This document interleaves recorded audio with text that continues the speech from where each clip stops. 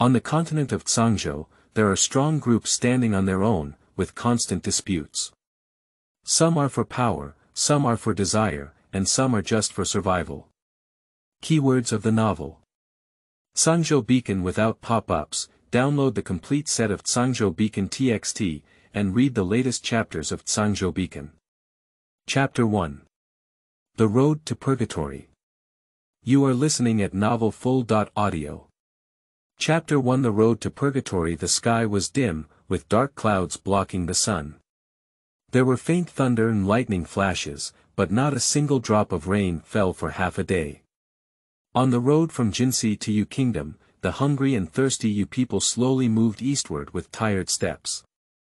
Lamentations echoed one after another, and this purgatory-like journey back to their homeland was endless.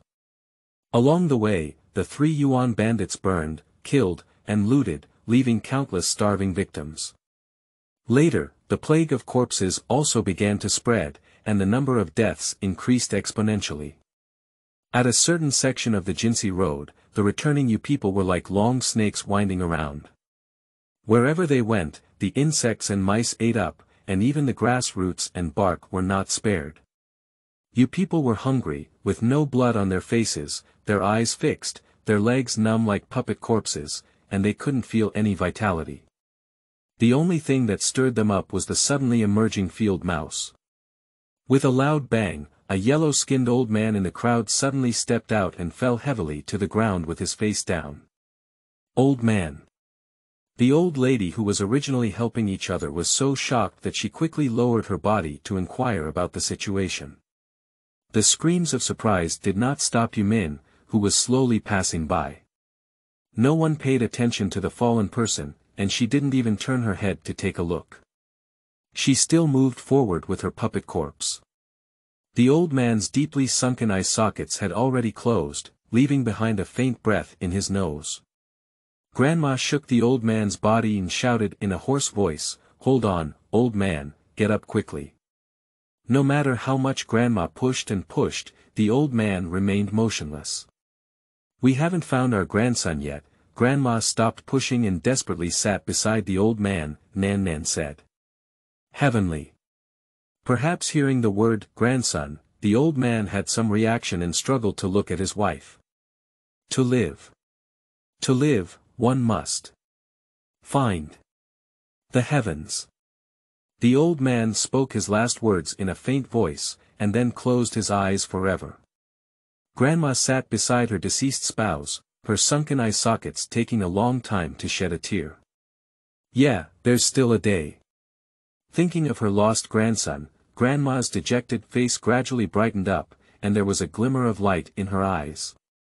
She helped the old man straighten his clothes and said, "Don't worry, old man. I will definitely find the day."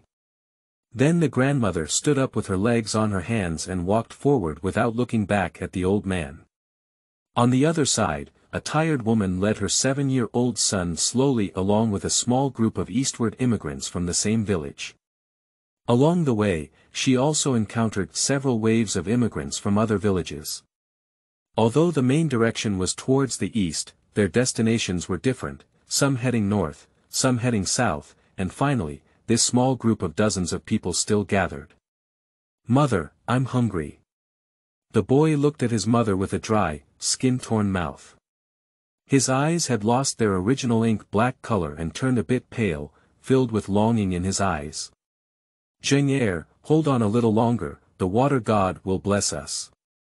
The woman looked at her son with heartache and comforted her, "But can you believe this?" She suspected it herself. "Mom, I'm really hungry." The woman hesitated for a moment as she looked at her son's pale and emaciated face and pleading gaze. She looked around cautiously, and secretly reached into her left pocket with her right hand to tear out a small piece of bread, which she quietly placed in her son's hand. Mixed grain noodles are not delicious, to be precise, they are very unpleasant, but being able to eat at this time is enough. If it weren't for the woman's cleverness, this bread would have been snatched by thieves long ago. The boy's eyes lit up when he saw the pancake, and he anxiously took it and wolfed it down. The woman hurriedly covered her son's restless mouth, afraid of being discovered. You. How come you still have food? Give me some. A middle-aged man next to him noticed the chewy boy and pleaded weakly, pointing to the woman. Who has something to eat? Give me some, give me some. I want it too, I want it too. For a moment, hungry pupae surrounded, and a pair of glowing eyes and deeply sunken eye sockets formed a sharp contrast, just like a cold light in the darkness, staring at the woman's spine and making it cool. Please everyone. The woman's eyes turned red as she protected her pocket with one hand and her son with the other, pleading in panic, that's all I ordered for my son. The hungry and thirsty crowd ignored her and rushed forward to snatch it, shouting and arguing. The crowd rushed in, and the woman held her son in her arms. She didn't want him to see the ugliness of this world, and the bread in her pocket was taken away in the chaos. When someone snatched the cake, the starving and foolish people immediately shifted their focus and surrounded the person who took the cake. The bandits are here. In the midst of chaos, a startled shout came from behind. Upon hearing about the bandits, everyone was startled and fled one after another. The person who grabbed the cake didn't forget to put it in their mouth, and the scene was chaotic. Everyone heard about a group of bandits on the way, who came out of nowhere and killed anyone they saw. Wherever they went, blood flowed like a river. The woman looked at the chaotic scene and was at a loss for a moment. Her tired body was struggling to even take an extra step, let alone run away. However, she looked at her son and her gaze gradually became firm. Zheng, let's hold on a little longer, the woman gritted her teeth, pulling up her son and accelerating her pace regardless of whether he answered or not. Along the way, she had seen the tragic scene of corpses scattered everywhere, so much so that as she passed through the blood corpse purgatory, she always covered her son's eyes, which was a masterpiece of the bandits. The dust and smoke billowed from behind, and the clattering sound of horse hooves seemed like a deadly talisman. Find another group of lowly people from your country. There's an order on top, no one left, go. The scarred man led by the bandits waved his bloody machetes and shouted at his accomplices behind him. Ah! More than 10 horse bandits on their sides clenched their legs and roared as Yueguo moved eastward. Wherever the sound of horse hooves goes, screams and howls will be heard. The bald eagle soared from the bare tree trunk on the roadside, hovering in the air for a long time without falling. The sound of the eagle's howling, wailing, and bloody laughter mixed together, calling it human purgatory is not an exaggeration. With a thunderous roar and a flash of lightning piercing through the clouds, it finally began to rain bit by bit. The cold rain was pouring down, and the muddy woman pulled her son to avoid the roaring bandits, while her fellow villagers collapsed in the rain one after another. Can you run away, lowly people? A roar echoed behind the woman, and before she could react, a blade of light hit her back. Ah! The woman let out a scream, and blood gushed out from her back.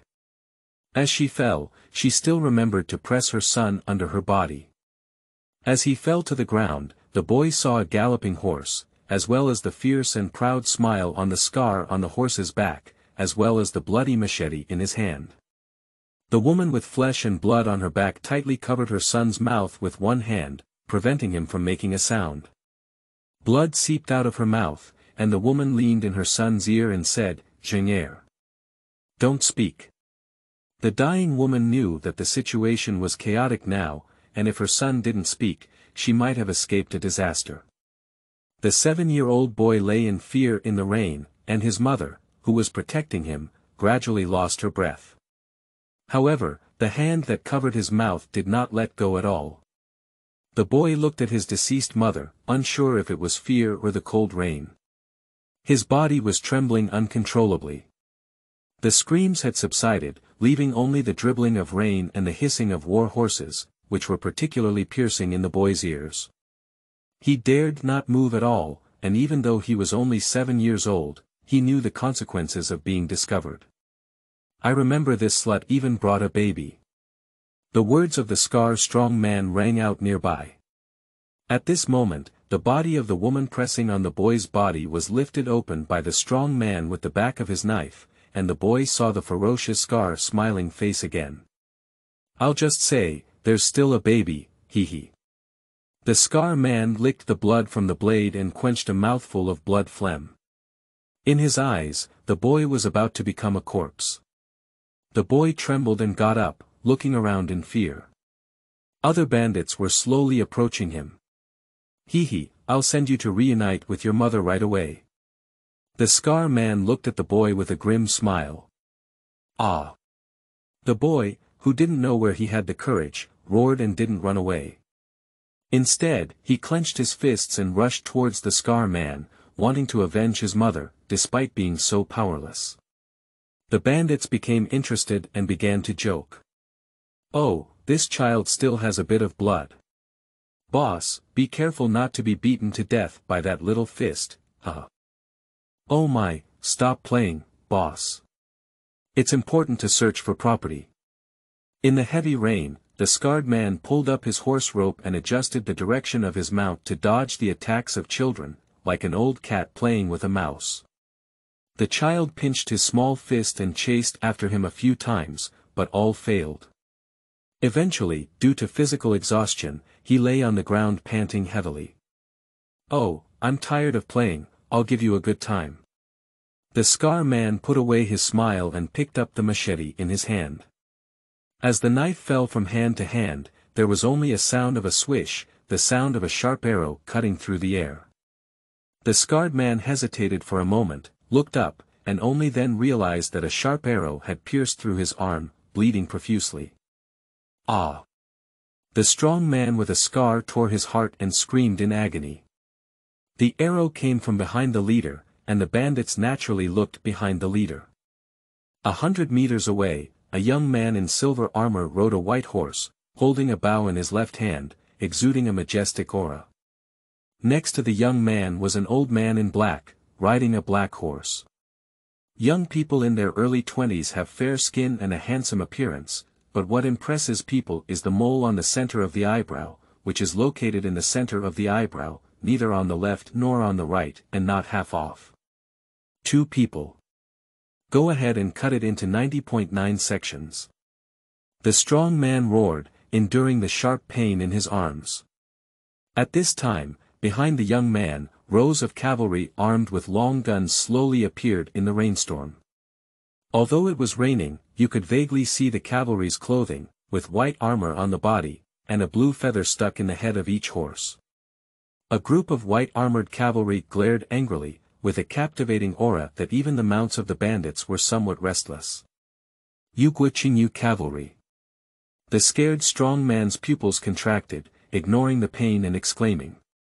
His companions around him trembled when they heard the name of Qingyu cavalry.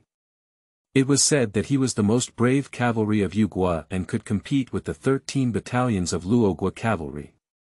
The young man raised his bow and stared at the scar man with handsome eyes. If his gaze could kill, the scar man would have died more than 10,000 times by now. Keep the one who was shot, and not the other. With a command, the white-armored cavalry on both sides rushed out like a flood of floodgates, their teeth clenched and their eyes spewing fire. The rain has stopped and the sky is slightly bright. The child has regained consciousness, and the surroundings are actually a different scene. The white-armored cavalry were like slaughtering gods in a frenzy, and the fallen bandits, whether alive or dead, would be given extra shots by the advancing white-armored cavalry. The child looked around in confusion, unsure of what had happened. When the sun shone through the clouds, a group of bandits were already cold corpses, and the only one still alive was the wounded and dying man with scars. He was covered in gunshot wounds, but his guns avoided the vital points. The handsome young man jumped off his horse and walked towards the heavily injured scar man. Approaching, the young man bent down and pulled up the bloody back collar of the scarred man, dragging a long depression to the child's face. The 100-pound man in his hand was as light as a feather. The young man threw the scarred man towards the boy and stared at him, saying, "Kill him." The boy's body trembled as he looked at the young man and then at the dying scarred man, taking a step back. He had never killed anyone, so he dared not. With a bang, The young man pulled out his sword from his waist and threw it in front of the child, speaking more strongly. "Take it up, kill him." The child took 2 steps back and shook his head in grievance, tears streaming down his eyes. "He killed your mother." The young man's words shook the child and he turned his head to look at the place where his mother had fallen in the distance. Mother. When the boy looked at the scarred man again, his gaze had changed, with anger and murderous intent. "Ah!" The child roared and quickly picked up the sword that was as high as him, roaring as it pierced into the chest of the scarred man. The strong man with a scar let out a miserable cry, tilted his head and closed his eyes, but the boy didn't stop. His roar grew louder, and he drew his sword and kept chopping it down. The young man, the old man behind him, and the group of white-armored cavalry all watched silently, except for the boy's mournful roar echoing in this purgatory. When the boy stopped, the body of the scarred man was already flesh and blood blurred. The boy wearily threw away the sword in his hand and stumbled towards his mother's body, then lay down on the body and cried bitterly. "For a long time, young master, is this child with you?" The old man in black behind the young man drove his horse forward and asked as he looked at the young man. The young man nodded and asked, "How many are there?" "Fubo." The old man in black named Fubo took out a notebook from his horse and flipped it over, saying, "Plus he's 1086. The young man looked around, blood mixed with rainwater staining the entire muddy road. Among the corpses lay men, women, elderly people, and even children. Watching this tragic scene, one couldn't help but feel sad. Fubo put away his notebook and jumped off his horse. He picked up the machete used by the scar-strong man and studied it for a while. "Young master, with excellent weapons, he is not like an ordinary horse bandit," he said. "It should be disguised by the 3 Yuan army, devoid of all conscience. Hey, the new king doesn't care, our Zhong family's abilities are limited." Fubo stood up and threw away the machete, sighing helplessly. "Yes, there are hundreds of thousands of people returning from Jinsi who cannot be saved." The young man withdrew his thoughts and walked slowly behind the boy, placing his hand on his shoulder and saying, "Do you know who killed your mother?" The boy choked up and turned back, trembling as he pointed to the flesh and blood-blurred corpse. The young man bent down to wipe away the tears from the boy's eyes and said, "No, it's 3 Yuan. "Who are you then?" The boy looked at the young man in front of him cautiously and asked in confusion. The young man straightened up and habitually touched the mole on his forehead, confidently replied, "Zhong Yao."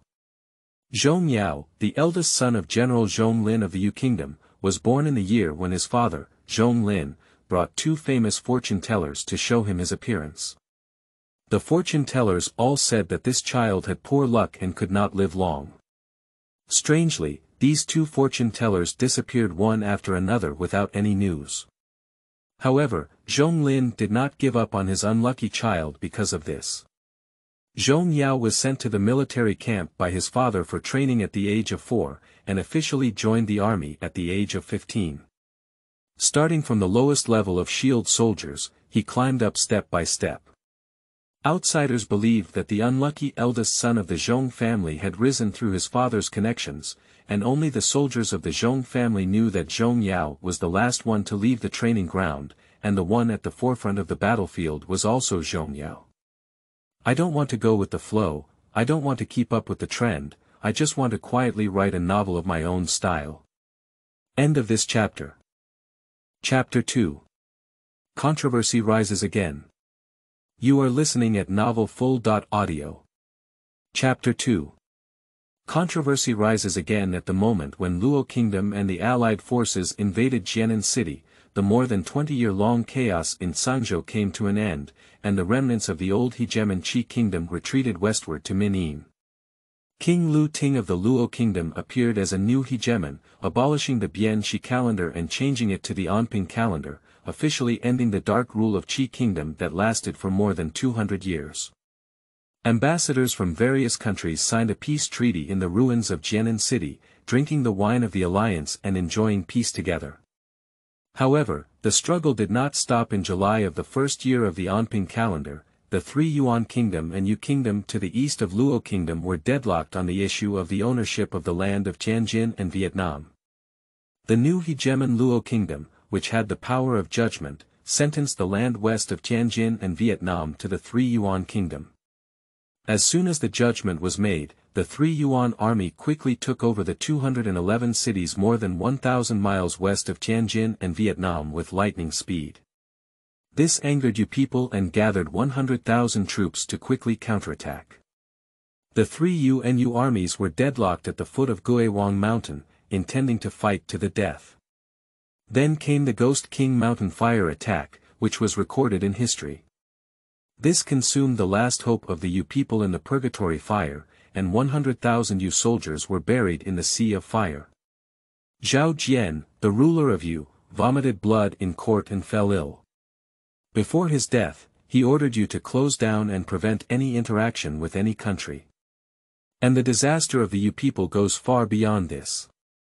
Hundreds of thousands of Yu people in Jinsi were unwilling to be slaves of the three Yuan and migrated eastward to return to Yu. On the way back to Yu, bandits roamed the mountains, causing famine and plague to ravage. On a 1,000-mile road, starving people are everywhere, like a human purgatory. Time flies like a shuttle, and 10 years is just a blink of an eye.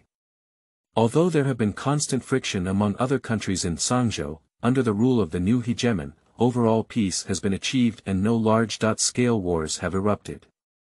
The sentient beings in Cangzhou pray for the grace of heaven, giving them a glimmer of stability and breathing. And in the land of Cangdong, Yu Kingdom is like an abandoned baby, isolated and hidden in the east, silent and silent. Orphans will always grow up. In May of the 11th year of the Anping calendar, Jianzhou city was the capital of Yu Kingdom. Qingyu Zhao Yan sat on the king's couch, holding a porcelain pot in one hand and a bamboo stick in the other, playfully teasing the crickets inside the pot. Zhao Yan is about 40 years old, with a long face and fair skin.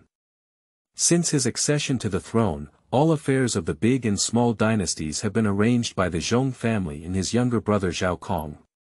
His only interest is to eat, drink, and have fun. King, are you satisfied with this one? The chubby attendant beside him complimented. The attendant's name was Wei Yu, who was Zhao Yanchong's attendant. King Yu's gaze did not leave the porcelain pot, and he nodded in satisfaction, saying, "Hee, this one can.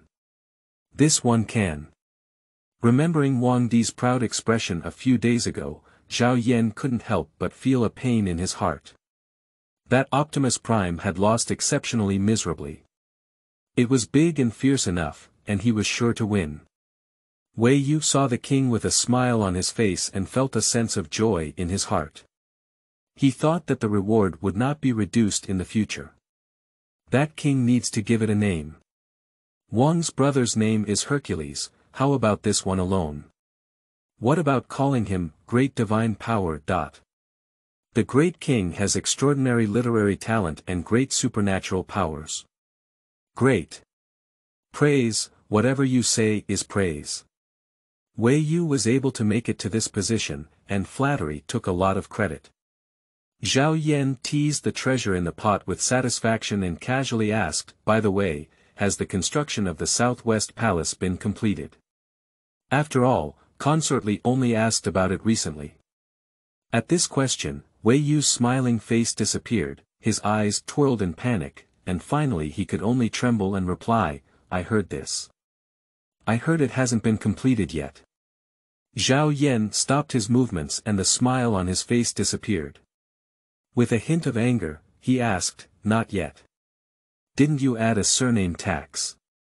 "Not enough." Wei Yu was so frightened that he quickly knelt down and panicked, saying, "This is mainly due to a shortage of manpower. The Qingxi Palace on the Yueguo coast has not been completed yet, and currently all the manpower is on that sea palace." "Oh, I have forgotten that there is still a palace on the sea.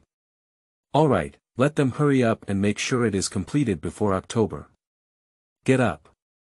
Zhao Yan patted his head and realized, after all, the palace on the sea is a favorite of Empress Yu. He waved his hand to signal Wei Yu to stand up. Yes, yes, I will definitely urge you to do it properly. Wei Yu trembled as he stood up and wiped away a cold sweat from his face. He dared not say a word more about the invitation. At this moment, the sound of clattering footsteps came from the outside door, and an external attendant walked in quickly. He knelt down and said, "Your Majesty, Prime Minister Zhong is here to pay his respects."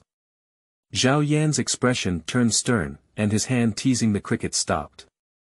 He frowned and said, "Zhong. What is he doing here?" Wei Yu wiped the sweat off his forehead and replied, "Perhaps it's about inviting troops to Jinsi again. The court and the people have already mentioned the matter of sending troops to Jinsi 7 or 8 times, and the king has also pushed it 7 or 8 times. Now that Zhong personally appears, there are no two incidents. Please. Forget it, let him in." Zhao Yan's mood for playing with cricket subsided. He put down the porcelain pot containing crickets, and Wei Yu ran over wisely to cover it. In front of the West Su Hall, an old man dressed in a blue pheasant bird court uniform stood in front of the hall door. He was over 60 years old, with white hair and white beard, and a face full of traces of time. At this age, an ordinary old man had already hunched over, but he was tall and energetic. Prince Xuanzhong, the Prime Minister, is expected to pay his respects. The attendant's announcement came from inside the door, and then the door slowly opened. Zhong adjusted his court uniform, stroked his white beard, and strode into it with great strides. The Shishu Hall is the sleeping hall of Qingyu. Normal court affairs are not reported here, but today's affairs are different. Qingyu Zhao Yan had put away the porcelain pot and set it aside, sitting on the king's couch waiting for Zhong. Zhong walked in with his head high and knelt down in front of the king's bed, bowing and saying, "I, Zhong, pay my respects to my king." Qingyu pretended to be enthusiastic and went to help Zhong. He politely said, "Zhong Lao, how many times have you said this? Just give a brief salute in the dormitory, get up quickly. There's nothing I can do." The old man who was able to sit on this throne has also put in a lot of effort. After lifting Zhong up, Zhao Yan glanced at the attendant and said, "Give the Prime Minister a seat quickly." Zhong quickly bowed and said, "Thank you for your kindness. I am in good health and can stand there. Zhong Lao really doesn't need it." Zhong smiled and said, "Killing enemies on the battlefield is not a waste. Why give a seat?" Zhao Yan didn't force himself and sat down on the king's couch. He picked up a cup of tea and took a sip, then smiled and asked, "Mr. Zhong said there's something important. Come on, talk about it. What's going on?" After Zhao Yan finished speaking, the sound of crickets rang out from the porcelain pot, and his mind was drawn to it. Zhong, sitting on a wooden stool, bowed with both hands in front and said solemnly, "I believe the time is ripe to send troops to recapture the land of Jinsi." Zhao Yan's attention was all on the porcelain pot. After Zhong finished speaking, he asked absent-mindedly, "Oh, Zhong seems to have full confidence. A few times ago, Zhao Yan used excuses to push things around, but the court and the public were unprecedentedly enthusiastic about sending troops to Jinsi. This time, it was Zhong who personally intervened, and Zhao Yan knew he couldn't push it anymore. Although I dare not say that I will win, I still have confidence." Zhong bowed and admitted. Zhao Yan's fingers circled around the porcelain pot and couldn't help but laugh at the thought of tonight's victory over Zhao Kong. Seeing Zhong finish his words, he quickly said perfunctorily, Good. Good, good. Yuzhirue sure is so pleased. Jinsi is the ancestral land of our Yu people, so it must be taken back." Zhong saw that the king was absent-minded, and a hint of disappointment flashed in his eyes. However, he did not show it on his face. He continued, "The epidemic broke out in the 3 Yuan territory, and the people rebelled. The border conflict between Wanzhou and Qi has expanded. According to the scouts' report, Luo has sent troops to support Qi. The Tama barbarians in the south are also eager to move, and Luo is distracted and lacks skills. This is a good opportunity to recover the lost land. I hope the king approves. Oh, that's it, it's feasible. Zhao Yan's thoughts were all in the porcelain pot, and he couldn't help feeling a little nervous as he listened to the silence inside. Are crickets silent? Isn't it suffocating? With the approval of the king, I would like to request an increase of 30,000 troops. An increase of 30,000 troops refers to the transfer of 30,000 troops from the troops directly under Qingyu to Zhonglin.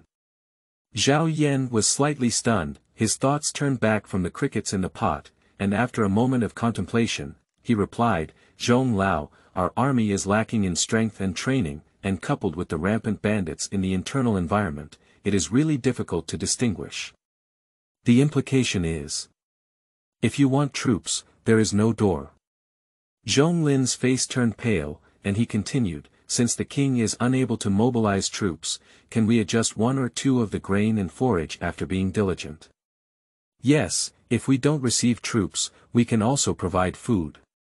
Zhao Yan's face still darkened slightly and he said, Zhong Lao, it's not that I don't support it, but this year's harvest is poor, and it's also difficult for me to support my national treasury. If the military king doesn't give it, don't even think about food and forage. Zhonglin's face was troubled and he continued, Your Majesty, the recall of Jinsi was the last thought of the late king. It would be difficult to do so with the power of my subordinates. Zhao Yan's eyes rolled around and he spoke, Zhong Lao, it's really difficult for me to succeed at the moment. If Zhong Lao takes back Jinsi and all the gains belong to your Zhong family, how about that? Upon hearing these words, Zhonglin was so frightened that he quickly knelt down and said, Your Majesty, this cannot be done. I am going to conquer the western part of Tianjin to fulfill the wishes of the previous king, and the proceeds of the expedition will inevitably belong to Your Majesty. Oh, why did you kneel again? All right, get up. To be honest, Zhao Yan has little interest in this land of Jinsi, mainly because it is far from his own territory. In addition, the land of Jinsi is a battlefield with few people and poor land, which is worthless. This is also one of the reasons why Zhao Yan has never agreed to send troops to Jinsi.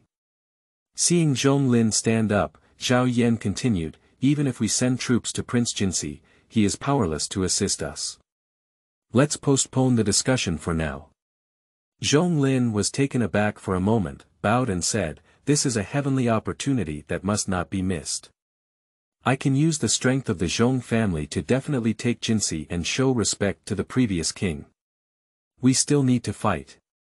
Forget it, there's no need to send troops to provide food anyway. If the old man likes to mess around, just go ahead and do it. Zhao Yanwei sighed and said, Okay, then it's up to the prime minister. Then he shouted to the attendant next to him, Bring me the King's Xian paper. Coming out of the West Su Hall, Zhonglin stared at Wang Ji in his hand and turned around to look inside the hall. Listening to the faint sound of crickets, he shook his head and sighed, then walked away. Maofeng Mountain is the highest and largest mountain in Yu Kingdom, located east of Tianjin and Vietnam, just over 10 miles away from Zhongjia City Yunshui City. Hunters often go up the mountain to hunt, and skilled hunters often return with a full load. The hunting range of the hunters is only below the mountainside, and there are heavy troops guarding above the mountainside. The old hunter vaguely remembers that the blockade began 10 years ago. Continuing up the mountain road and passing through 3 checkpoints, another scene unfolds. Halfway up the mountain, a huge flat ground was carved out by the living, with tents, horse houses, training grounds, and canteens all available. A large cavalry training camp gradually emerged in front of them. Accompanied by Fubo and the guards, Zhonglin pushed open the wooden door of the training camp on the mountain. At this moment, he could faintly hear the noisy slogans and roars inside the camp. The entrance guard undergoes another round of password verification, with each checkpoint having a different password. If one of the passwords is incorrect, they will be caught on the spot. Many hunters who are confused will be arrested and closed for several days without finding any problems before being released, all shouting for wrongdoing. The command was correct, and the guards gave way. What caught everyone's attention was a scene of blood. In the central open space, teams of cavalry took turns conducting mobile and chopping training, while a group of people were engaged in close combat in the wooden training ground next to them. Several cooks in the cafeteria were lighting a fire, and the smoke filled the air, making people look forward to lunch today. Zhong Lin and Fubo slowly passed through the middle, while all the camp personnel were on their own, taking care of everything, including training, hand-to-hand combat, cooking and cooking. They didn't look at each other because the camp door was open, as if Zhong Lin and his group of newcomers didn't exist. Don't look askance. Well, that's good. Zhong Lin nodded, his heart has always been dedicated to not looking askance and not hearing much. Fubo agreed and said, this was all trained by the young master. Zhong Lin was pleased and quite satisfied with the training atmosphere. Father. Why are you here? As they entered the camp, a magnetic male voice sounded, and Zhong Lin and others looked at them upon hearing the sound. At this point, the deepest part of the camp was a road leading to the mountaintop. A young man in his 30s rode slowly down from the top of the road, and the soldiers following behind him were piled up with prey on their horses. The 30-year-old young man who spoke was none other than Zhong Yao, the eldest son of Zhong Lin, who was known for his bad luck. However, at this time, he was the commander of the secret new army of Yu State, serving as the fourth commander of the Imperial Guards. Zhong Yao had a long face and a straight nose, full of heroic spirit. His sturdy body was adorned with silver armor, and the sand mole in the center of his eyebrows was particularly noteworthy. There is no system, no golden fingers, no punch to turn over 1,000,000 soldiers. I am truly sorry. End of this chapter. Chapter 3. Expedition approaches. You are listening at novelfull.audio. Chapter 3. Expedition approaches. At the age of 5, Zhong Yao was sent to the military camp by his father Zhong Lin, becoming the smallest cook in the history of the Yueguo military camp. He then joined the reconnaissance team at the age of 10 and the infantry shield camp at the age of 15. It was also at the age of 15 that he officially joined the front line. He achieved many military achievements and was promoted to the position of commander of the shield and spear camp at the age of 20. After the Battle of Guiwang Mountain, a new army was built in secret. At the age of 20, Zhong Yao was appointed to train this new army in the face of danger, and it was already 10 years in the blink of an eye. On the day of Zhong Yao's birth, a fire inexplicably broke out in the courtyard of the Zhong family. Since childhood, wherever Zhong Yao went, there were always disasters, either collapsed houses and walls or fires and floods. Over time, the one unlucky person spread among the people, and anyone who heard about the eldest son of the Zhong family would retreat, afraid of being tainted with bad luck. But looking at Zhong Yao's military career, it was a different story. Not only did he avoid disasters, but he also achieved remarkable results, which has led to his current situation. What situation? That is because the military has a high reputation and the people are afraid of avoiding him. Everyone came forward to help unload their prey. Fubo walked over and looked at it, and found that he had harvested a lot, including rabbits, deer, boars, and a hanging-eyed tiger. Young master, why did this beast with eyes hanging out run to the mountaintop? Fubo walked up to Zhong Yao and said. Zhong Yao took off his bow and arrow and chuckled. This guy was shot in the abdomen by Xiangzheng. In shock, he fled up the mountain and it took him half a day to catch him. It seems that these kids can have extra meals tonight. No, these kids' appetite is getting bigger and bigger. They're tired of eating ordinary pork and beef, so they insist on giving them a bit of trouble. After finishing speaking, Zhong Yao walked quickly to Zhong Lin and bowed. Father, why did you come? The secret formation of the new army cavalry has been going on for 10 years now. My father also came when we first built the camp. Although he often asked about the new army during these 10 years, he never set foot on the camp. If he suddenly came here today, something must have happened. Yaoer, the king has agreed to send troops to Jinsi. Zhong Lin turned around and glanced at Zhong Yao, then said slowly. Upon hearing this, Zhong Yao couldn't help but feel excited inside. His left hand unconsciously touched the mole on his forehead, which was his habit. Whenever he was in a good or bad mood, this action would always occur. Really? Great, these kids can't hold on anymore. Zhong Lin shook his head again and said, no, your new army will not participate in this deployment. Upon hearing this, Zhong Yao's excited expression immediately dimmed, revealing a displeased expression and saying, Father, the boys are all orphans of Jinsi. These 10 years of hard training are to one day break through the 3 Yuan and recapture Jinsi. Why don't they participate in this expedition to Jinsi? There's no need to explain to you about arranging for my father, just follow your orders. Zhong Lin stared coldly at his son.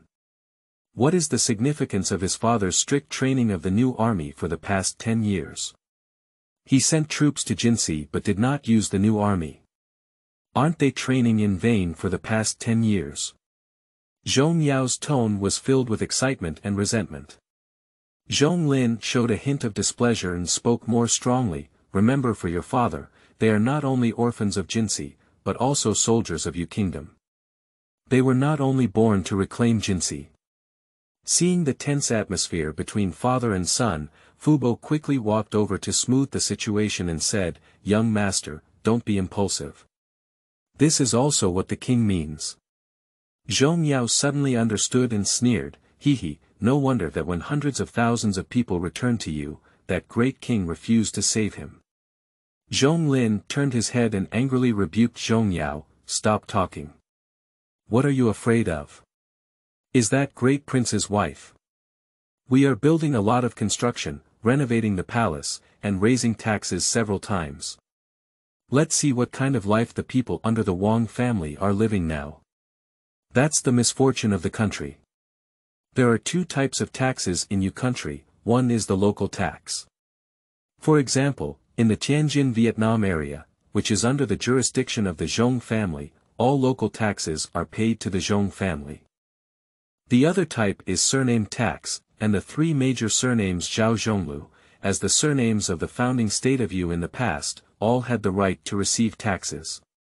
The Zhao surname of Qingyu, under the jurisdiction of the Zhao family, includes major surnames such as Cui, Zhang, Chen, Li, Lu, etc.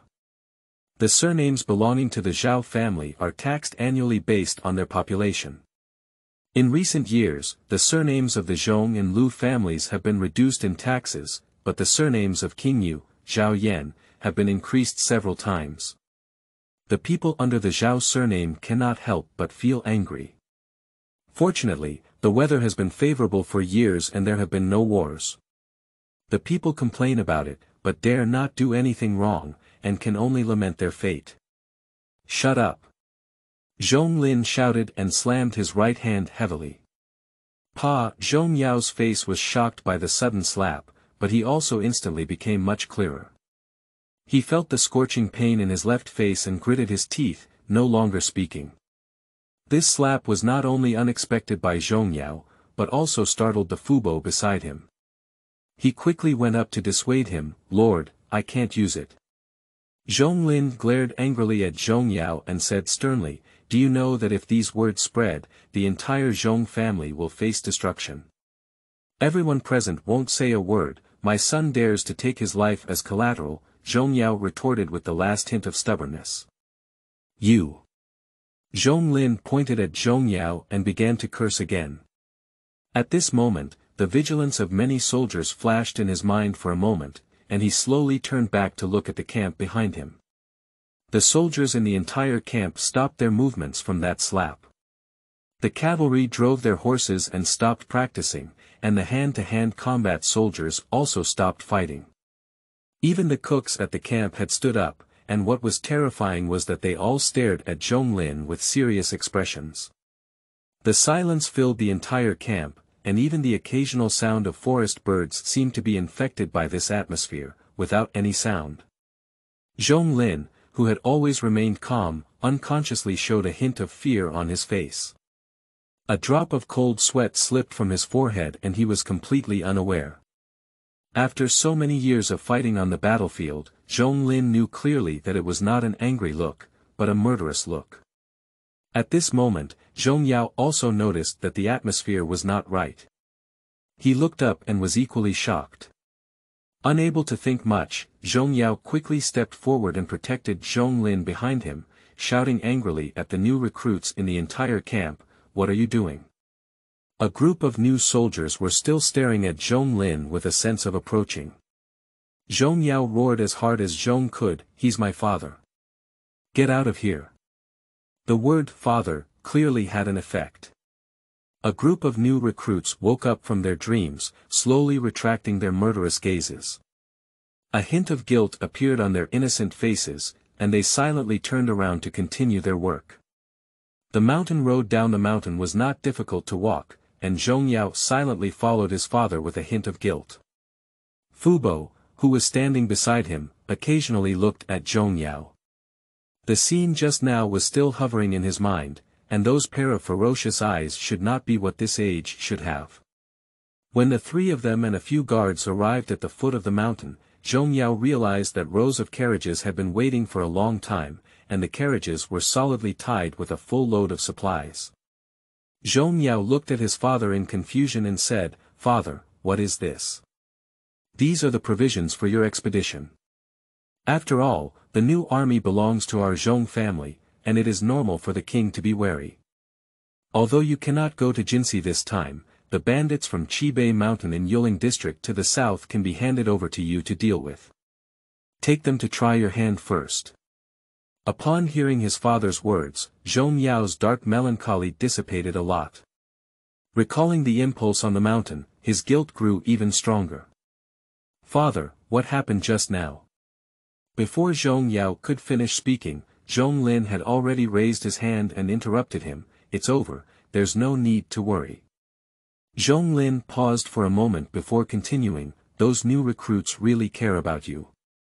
It's a good thing, but it's not a good thing either." "Isn't it a good thing?" Zhong Yao looked at his father in confusion, wanting to get an answer. But Zhong Lin clearly had no intention of explaining and walked towards his carriage with both hands on his back. "Young master, even thinking about what happened just now, the old servant is afraid. These children are like a blank sheet of paper. Young master, you need to be taught strictly," Fubo said earnestly before leaving. Zhong Yao nodded and said, "I understand." When Zhong Yao returned to the mountainside camp, all the new army soldiers knelt neatly at the entrance of the camp, knowing at a glance that they were waiting for Zhong Yao. "What are you doing?" Zhong Yao's anger had already dissipated and he came to the front of the team in surprise. The first one in the first column is the commander of a battalion, Xiang Zheng. He lowered his head and shouted with a guilty face, "We don't know that the old man is the father of brother Yao, senior Zhong Lin. He had a murderous heart and deserved to die 1,000 times. Get up, those who don't know are not guilty." Zhong Yao didn't blame them. Indeed, as Fu Bo said, they were just a blank sheet of paper, and the responsibility lay with him. He only knew how to lead them through training, completely forgetting that they were just children. But the soldiers still had no intention of getting up, and Xiang Zheng continued, "Please punish us, brother Yao." Zhong Yao shook his head and said, "I said I won't punish you anymore, everyone get up." "No, it's disrespectful if you have a murderous heart, you must be punished," Xiang Zheng retorted loudly. Zhong Yao looked at the more than 3,000 brothers in front of him, pondered for a moment, smiled slightly, and said, "Since that's the case, that's good. If you want to be punished, you should be punished a bit heavier." The soldiers did not refute and waited for Zhong Yao to continue speaking. "The first punishment is to expel the bandits from Qibei Mountain and make up for the mistakes. Do you have any objections?" "No. How could there be any objection to this? I have been practicing hard for 10 years, just to be able to go on the battlefield and kill enemies. It's not even time to get excited. It's not over yet." The second punishment is to add an extra item to daily training after successfully eliminating bandits in Qibei Mountain, reading and literacy. Hehe, it's just the right time to arrange the task of learning Chinese characters and writing.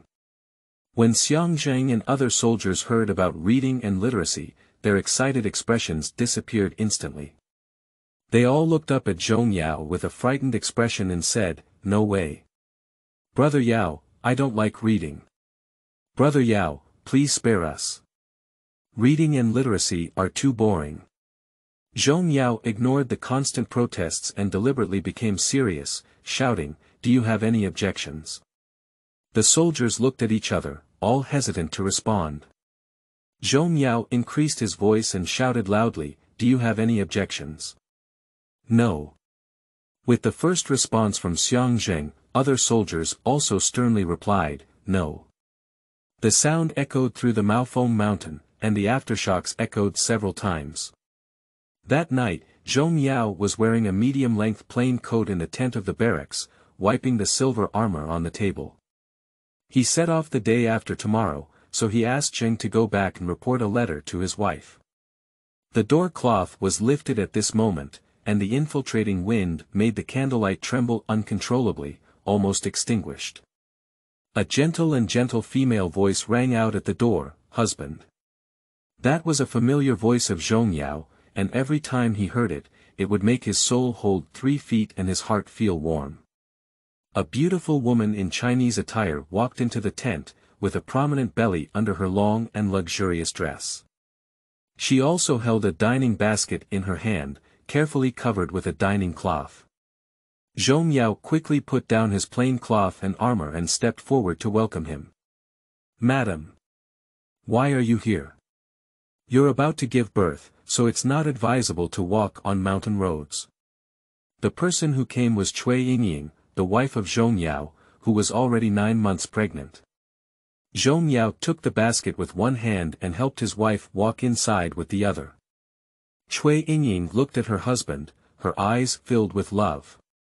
"It's not a problem, the ethnic doctor also asked me to move around more before delivery." When Zhong Yao placed the dining basket on the table, Cui Yingying began to take off the tablecloth and serve out delicious food, including 5 or 6 types of honey sauce, braised meat and braised pork elbow, all of which Zhong Yao loved to eat. "Let you walk without running all the way from Dianzhou City. You still have to go up the mountain. What if you want to have an abortion?" Zhong Yao looked at Cui Yingying with heartache and touched her bulging belly. Although their union belongs to a political alliance, they are sincere with each other. The Cui family is a prominent member of the Yueguo clan and also a high-ranking official in the court. The Cui family alone has no less than 5,000 private guards. In the state of Yu, in addition to the 3 surnames of Zhao, Zhong, and Lu, there are several major surnames belonging to the Cui, Zhang, Li, Chen, and Bai families. The Cui family values the power of the Zhong family in court, and the Zhong family values the influence of the Cui family in the Yuezhong area. The strong alliance is widely welcomed. Back then, Mr. Cui was also quite wary of this unlucky Zhong Yao. After all, Zhong Yao came to propose marriage for the first time, and the Cui family caught fire in the backyard. Who wouldn't be afraid? At that time, Cui Lao also thought that it was better to transfer his beloved daughter to the son of the Lu family. After all, the power of the Lu family was no less than that of the Zhong family. But when he picked up his shoulders from the table with Zhong Yao, the marriage between Zhong and Cui was decided for him. The reason behind this is often asked by people, and Cui Lao beats his chest and feet. Drinking is a mistake. I know my husband is going on an expedition tomorrow, so I can't rest assured. The military food in the camp is too coarse, so I specially made some gifts. After Cui Yingying passed by, she was virtuous and virtuous, loved by the Zhong family. Now that she is pregnant, she is like a pearl in her palm. Even Zhong Lin personally assigned a chef to this daughter-in-law, which Zhong Yao and his younger brother Zhong Su did not enjoy. A month ago, the couple had an argument over some trivial matters. Zhong Lin was furious when he heard that his daughter-in-law had been wronged. Rolling up his sleeves and swinging his big stick, he chased Zhong Yao several streets. If it weren't for Fubo's timely stop, he would have designated one to die that day, either exhausted the old or killed the young. From then on, the entire Dianzhou city knew that Cui Yingying was the highest-ranking member of the Zhong family. I have saved 200,000 manuscripts, and each chapter has been carefully polished. I hope all the readers will like it. End of this chapter. Chapter 4. New Army Launch. You are listening at novelfull.audio. Chapter 4 New Army Launch. After the meal was ready, Cui Yingying came behind Zhong Yao to help take off her plain clothes. Yu's plain clothes were too long and comfortable to sleep in, but it was inconvenient to eat and do things. As soon as Su Yi took off, the scars on Zhong Yao's back caught Cui Yingying's eye. Although she had seen it countless times, every time she saw it, she was still shocked. Some people belong to the type that doesn't appear strong, looking quite gentle. As soon as they take off their clothes, their sturdy bodies are exposed. Zhong Yao belongs to this type, with his muscular upper body exposed and an excited face as he looks at the table full of meat and vegetables, shaking his arm to prepare for a big fight. I also asked the kitchen in the mansion to make some meat buns for the children, and they followed you. They have coarse grains and mixed noodles every day, and they also need to be replenished. Cui Yingying said while helping Zhong Yao pack rice. Zhong Yao's side turned around with a full mouth and smiled at his wife. They don't need to make up for it. We'll only add tiger meat tonight. Cui Yingying sat down opposite Zhong Yao. When her gaze came to Zhong Yao's table, Cui Yingying couldn't help but look ugly. Husband, you picked out the vegetables again. Cui Yingying pretended to be angry when she saw Zhong Yao's dishes piled up into a small pile of soil. Madam, please spare me. You know I don't like to eat cilantro and celery the most, and this carrot is really unpleasant. Hey, madam, don't misunderstand. I'm not saying that your craftsmanship is not good. Cui Yingying didn't care. She picked up her chopsticks and put the picked vegetables back into Zhong Yao's bowl, saying, No, you can't pick and eat. If you don't eat vegetables, I won't eat meat from today on. Ah. This can't be used, I'll eat. My wife is in her 60s, and one person eats and two people suffer. How can we not eat meat? Seeing Zhong Yao's uncomfortable face as she picked up vegetables, Cui Yingying's anger dissipated and she propped her cheeks on the table, looking happily at her husband. In no time, Zhong Yao cleared up most of the meat and vegetables on the table, and he let out a satisfying hiccup. I can't eat any more. I'll take these to Xiang Zheng and his team later. These kids have a healthy body and can eat as much as they want without wasting a bit. Upon seeing Zhong Yao finish eating, Cui Yingying stood up and walked behind him. Her slender jade fingers gently massaged Zhong Yao's temple, and every time she was at home, she would help her husband massage after dinner. Zhong Yao consciously closed his eyes and felt the warmth, and his body gradually relaxed. On this expedition, my husband must protect himself. Even if it's not for me, it's for our soon-to-be-born child. Cui Yingying said with some concern. After all, Zhong Yao has been known as the unlucky guy since birth. Zhong Yao took Cui Yingying's caressed hand and comforted, Madam, don't worry. The physiognomy once said that my luck was not good and there would be a fatal accident in the future, but unfortunately, after so many years of going through the sea of blood and swords, I, Zhong Yao, still live well. This shows that I cannot fully trust the words of the physiognomy. Perhaps that Xiangshi is a river and lake fraudster. My husband is blessed by the auspicious human and heavenly signs, and the god of water and moon will surely bless him. Well, it's getting late. I'll have Xiang Zheng take you back to Dianzhou. 2 days later, in the evening. At the foot of Maofeng Mountain, Zhong Yao drove his horse and stood in front of the troops, wearing silver armor and a long spear, showing great authority. In front of him, 3,000 white armored cavalry waited silently, waiting for the leader's order. Perhaps due to their first expedition, most of the cavalry had a hint of excitement on their faces, making their immature faces more agile. The main force of the Zhong family is preparing to recapture Jinsi, which is the ancestral land where you grew up. And you? Zhong Yao hesitated for a moment, then loudly said, because you have no military achievements, you cannot go. As soon as a few words were spoken, a hint of desolation flashed on the faces of many cavalry soldiers.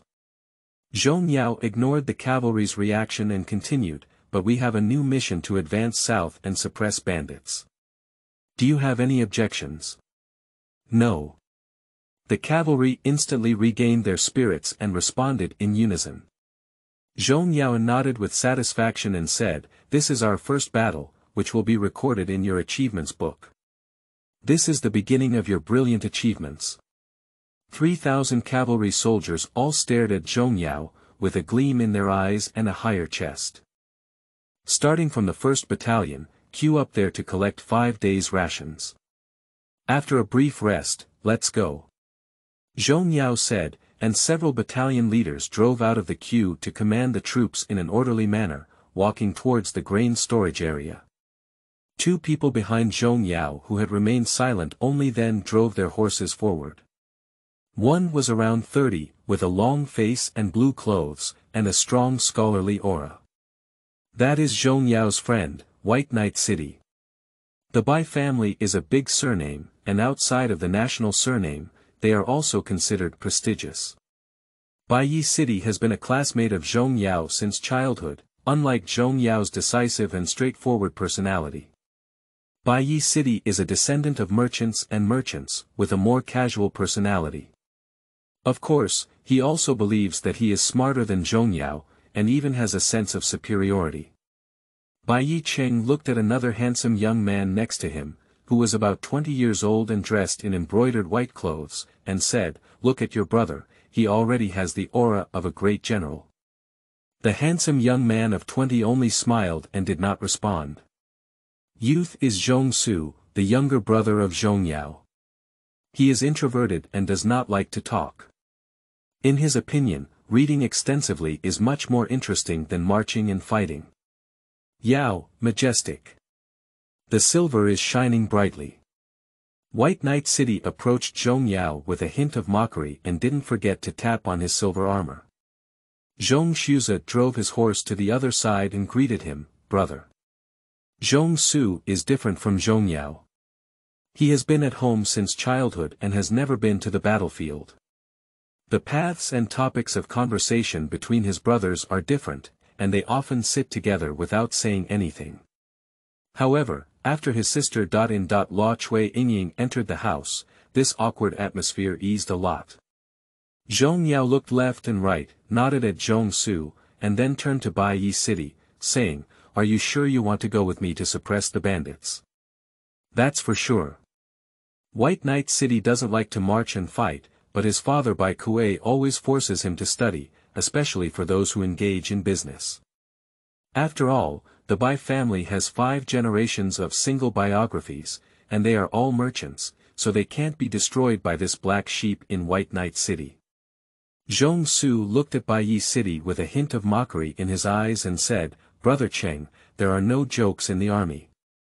The 2 brothers of the Zhong family have different personalities. Zhong Su has been talented in business since childhood and enjoys studying the ways of doing business. He even had a big fight with his father Zhong Lin because of this, but he never gave in. He can run on the path he likes, which Zhong Yao envies from the bottom of his heart. When did I joke about it in Bay City? I'm a 1-word 9 tripod. Bay City felt guilty, and the 2 brothers next to him also cast a contemptuous look. With 1-word 9 tripod, they couldn't fight this guy.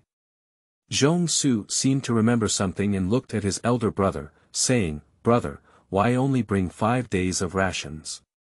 It will take at least 7 days to go back and forth to Qibei Mountain, not including the time to attack the bandits." Zhong Yao confidently replied, "The new army is equipped with first-class warhorses. It only takes 5 days to go back and forth, and about 1 day to attack the fortress.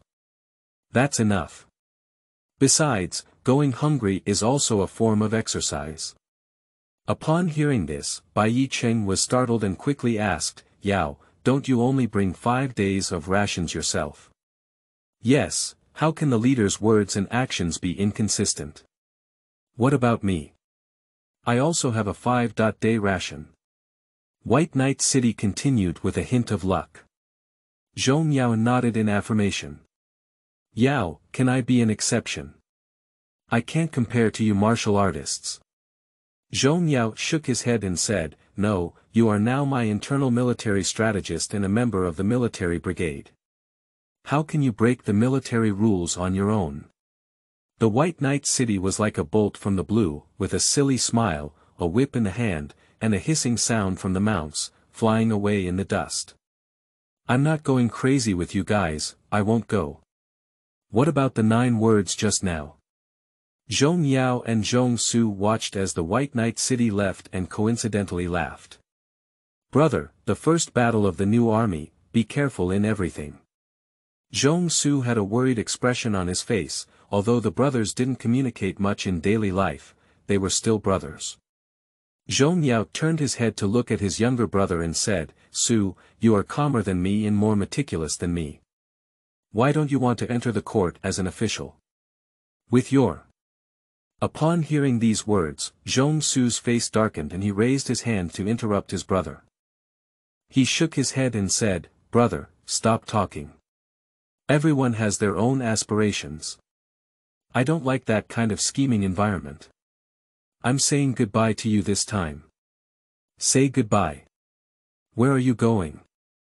Zhong Su looked north and said, Wanli country is a country of business, and I want to go there to learn and learn. When will you be back then?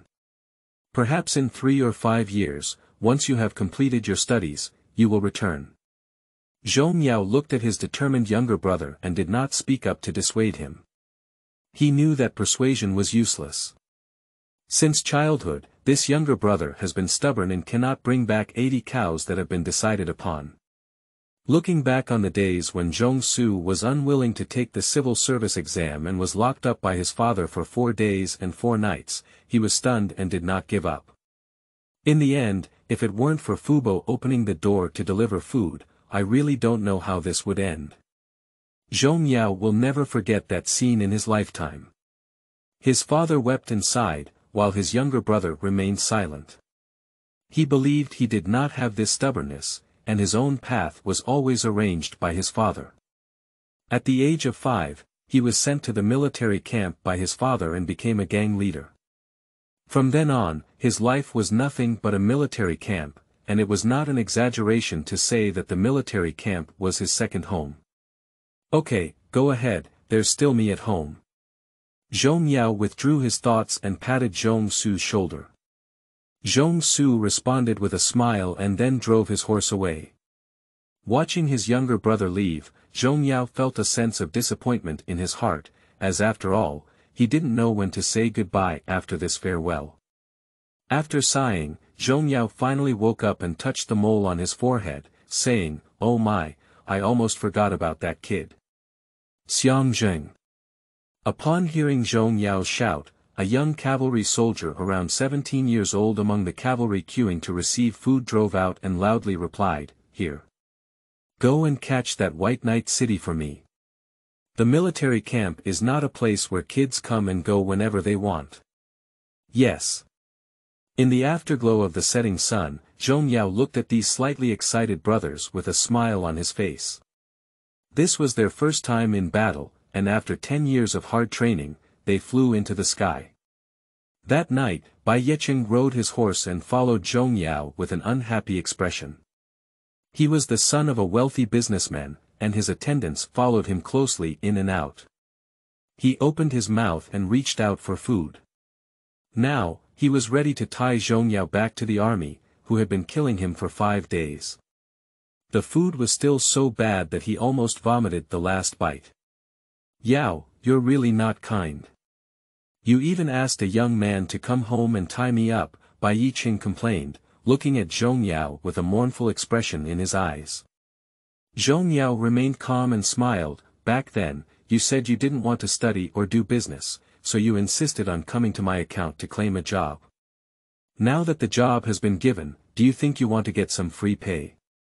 After finishing speaking, Zhong Yao made a gesture of wiping his neck, indicating that he wanted to kill his head. White Knight City's Adam's apple rolled and he swallowed his saliva deeply.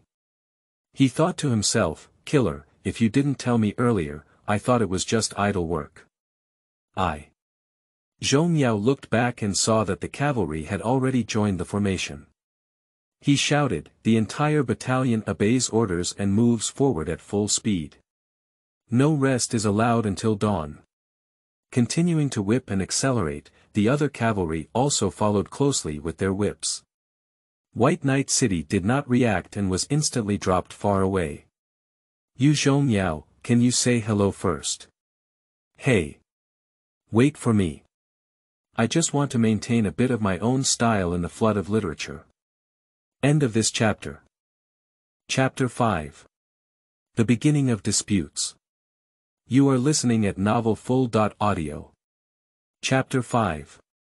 The Beginning of Disputes. The next day, Qingchen.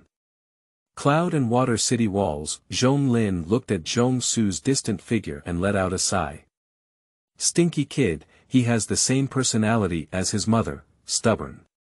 Master, the sun is fierce, pay attention to your health. Fubo walked slowly up the city wall in his old age. I heard there's chaos in the city. Zhong Lin didn't turn back and asked, looking up at the rising sunlight. Fubo approached Zhong Lin and said, "Yes, the people in the city heard that we were going on a campaign to the west of Tianjin. They all went to the Ministry of Internal Affairs to donate grain, and even crowded the entrance of our military camp." Zhong Linyu felt relieved, as he remained humble and did not forget his concern for the country. When the people were poor and did not hesitate to help the army, there was still hope for this country. Zhong Lin continued to ask, "How is San Yuan Shizhua doing there?" The news of the deployment in 3 days has been leaked to them. This morning, these meticulous workers have released 10 rounds of carrier pigeons. Okay, have you controlled it? As soon as they released their flying pigeons, they were immediately controlled by the Inner Guard Prefecture. 3 days later, the flying pigeons arrived at the capital of the Three Yuan Kingdom. Zhong Lin nodded in satisfaction, and Fu Bo has always been reliable in his work. Then there's no need to hide. Send me an order and send troops to Jinsi. 3 days later, Shoyan City became the capital of the Three Yuan dynasty. At the court, the news of Yueguo raising grain to reorganize the army caused an uproar within the court. Tianjin, the ruler of the Three Yuan Kingdom, sat on the throne with anxiety written on his face. Although he was only over 40 years old, his beard and hair had turned white. His left hand had a gold-covered jade pole and purple hair that was constantly spinning in circles. This was an excellent brush. Tianjin had originally intended to write a letter in the court, but now he had lost his mood. The whispers of the courtiers below were as annoying as flies and mosquitoes in his ears. San Yuan and you have been enemies for 100 years, and the two countries have fought each other hundreds of times. However, apart from the great victory in the Battle of Guewang Mountain led by Pang Ku back then, looking forward, they have basically lost more than one. This is also related to the trend of valuing literature over martial arts in the three elements. As a country with the most writers and poets born, there was Meng Shi's 3 clear and exquisite poems that have been famous for generations, and later there was a poem about the immortal mountains that amazed the world. Under the prevailing culture, dancing with words and ink has naturally become mainstream. As for armor to kill enemies, it is a crude move. Let's all be quiet. Tianjin Meng stood up and his purple hair fell heavily to the ground, shattering with a bang sound. As soon as this action was taken, there was an instant silence in the court, and a tense atmosphere spread to every corner. Several civil servants who were obsessed with writing looked at the scattered purple hair, their faces twisted with heartache. Gold-covered jade bars and purple hair. There aren't many left in the world. I'm not here to listen to your complaints. 10 days later, the wolf of Nanyue will be at the border. How should I respond? Tianjin couldn't contain his anger and roared. After a moment of silence, General Yueguo, the leader of the left column, stood out. He was over 55 years old, 8 feet tall, with a wide forehead and a large face, and a calm expression. As the abbot of the Three Yuan Kingdom and the father of Consort Yan, he didn't want to make such a name for himself. However, at this moment, he knew that the generals behind him were waiting for him to express his attitude. I can lead troops to resist the enemy, but the area west of Tianjin is easy to defend but difficult to attack. With 40,000 iron cavalry and 30,000 defenders in the original area west of Tianjin, I can definitely block the Yu army outside of Tianjin. When Tianjin saw that it was his father-in-law Yueguo, he immediately shook his head like a tambourine and said, "No, no, no, the epidemic in the country has not subsided, and the resistance forces of the epidemic victims are still alive. Yan Iching must stay in the capital. If there were any mishaps with this old father-in-law, Yan Fei would inevitably cry, make a scene, and hang herself. If such a thing could be avoided, it would be avoided." Yueguo hesitated and continued, "Your Majesty, all the epidemic victims and rebels within our territory are refugees and bandits. It's not a big concern. The key is to recruit people to advance westward."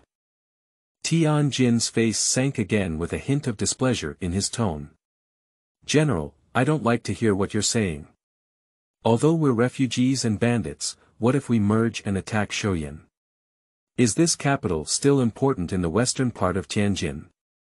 Mainly because your precious daughter, Consort Yan, won't allow it." Yueguo wanted to refute, but saw Tianjin wave his hand and firmly say, "Yan Iching, stop talking. You can't go." Everyone knows that Yueguo is the father of Yan Fei, the most favored concubine of Tianjin, who is also the great king and father-in-law. Although Yueguo has the suspicion of being in power with a skirt, everyone is convinced of his military strength. After all, he has been able to fight on the battlefield for decades, and no one has any ability. A young minister dressed in the attire of a minister walked out and saluted, saying, "Yueguo is a friend of the three elements. I believe that we can seek help from Yueguo, with the help of a hegemon, or scare away the Yu army." This. Tianjin knew that no one knew Luo Wang better than him, and the bad old man was very bad. Seeking help from Luo country may lead to another lion opening its mouth. The left general behind Yueguo, Qi Xingbai, glanced at the civil minister and said disdainfully, "Humph. A group of corrupt scholars are useful in scaring them away. Once Luoguo leaves, they won't come back. In my opinion, they should be attacked until they dare not invade the West again." Qi Sheng, the old martial arts world, did not invite a battle before because Yueguo did not speak. Now that Yueguo spoke, Tianjin refused to let go, so it was naturally his turn to take the lead. After speaking, he also stood up and bowed to the monarch, saying, "Qi Sheng is willing to share the worries of the general and the king, and go to the west of Tianjin." Qi Sheng is over 50 years old and tough. Although his figure is not as tall as Yueguo, his physique is stronger than that of a circle. He, along with the General Yueguo and the Right General Fan Yi, are collectively known as the three generals of the Yuan dynasty, who are all veteran generals rolling over the battlefield. Seeing Qi Sheng pleading for battle, Tianjin couldn't help but feel better and praised, "Good, good, General Qi is willing to go. I am pleased." After parting ways, Yueguo and Qi Sheng walked side by side. "Qi Lao, you must be careful when facing the enemy this time. Try to avoid the war and delay the battle as much as possible. Once General Fan calms down the rebel army, he will rush to meet you as soon as possible," Yueguo said with a worried expression on his face. Qi Sheng saw that Yueguo's face was not right and asked in confusion, "Why is the general so afraid of you people?" "After 10 years of seclusion and closed-door construction, our 3 Yuan cavalry soldiers have been trained year by year, and they are no longer the remnants and weak brigades of those days." Yueguo was preoccupied and shook his head, saying, you can't underestimate the bravery of you people. Although there have been meticulous efforts in you over the past decade, there has been very little news. The current strength and equipment of Yu's army are completely unknown, and we can't be careless. Qi Sheng was not afraid and patted his chest, saying, Dongyue Mangfu, I have never been afraid before. Back then, the Ghost King Mountain had already burned them down. Seeing Qi Sheng so confident, Yan Yu couldn't say anything more. After walking silently for a while, Yan Yucai spoke up and said, Yan recommended someone. General Qi may consider inviting him to join the account and provide you with advice. Qi Sheng looked at Yan Yu and asked with great interest, oh, who is it? Pang Ku's closed-door disciple Pang Baichuan.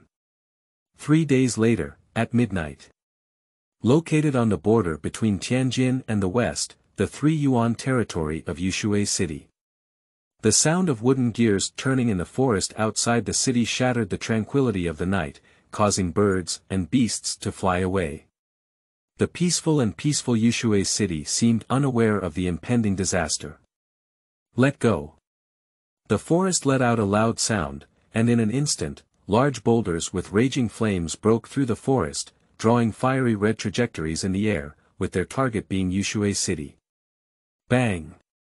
Before the defenders of Yushui could react, burning boulders were heavily smashed against the walls of Yushui city, and the sound of explosions echoed throughout the city.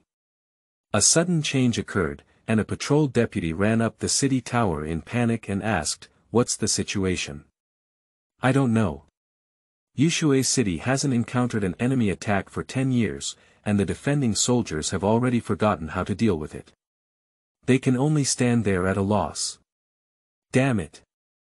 It's the Yu army."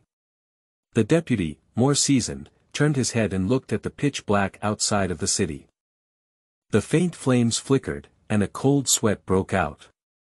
He quickly pulled over another defender and said, "Go to the military-industrial camp immediately, call the construction team to check the condition of the city wall, and if there is any gap, fill it immediately.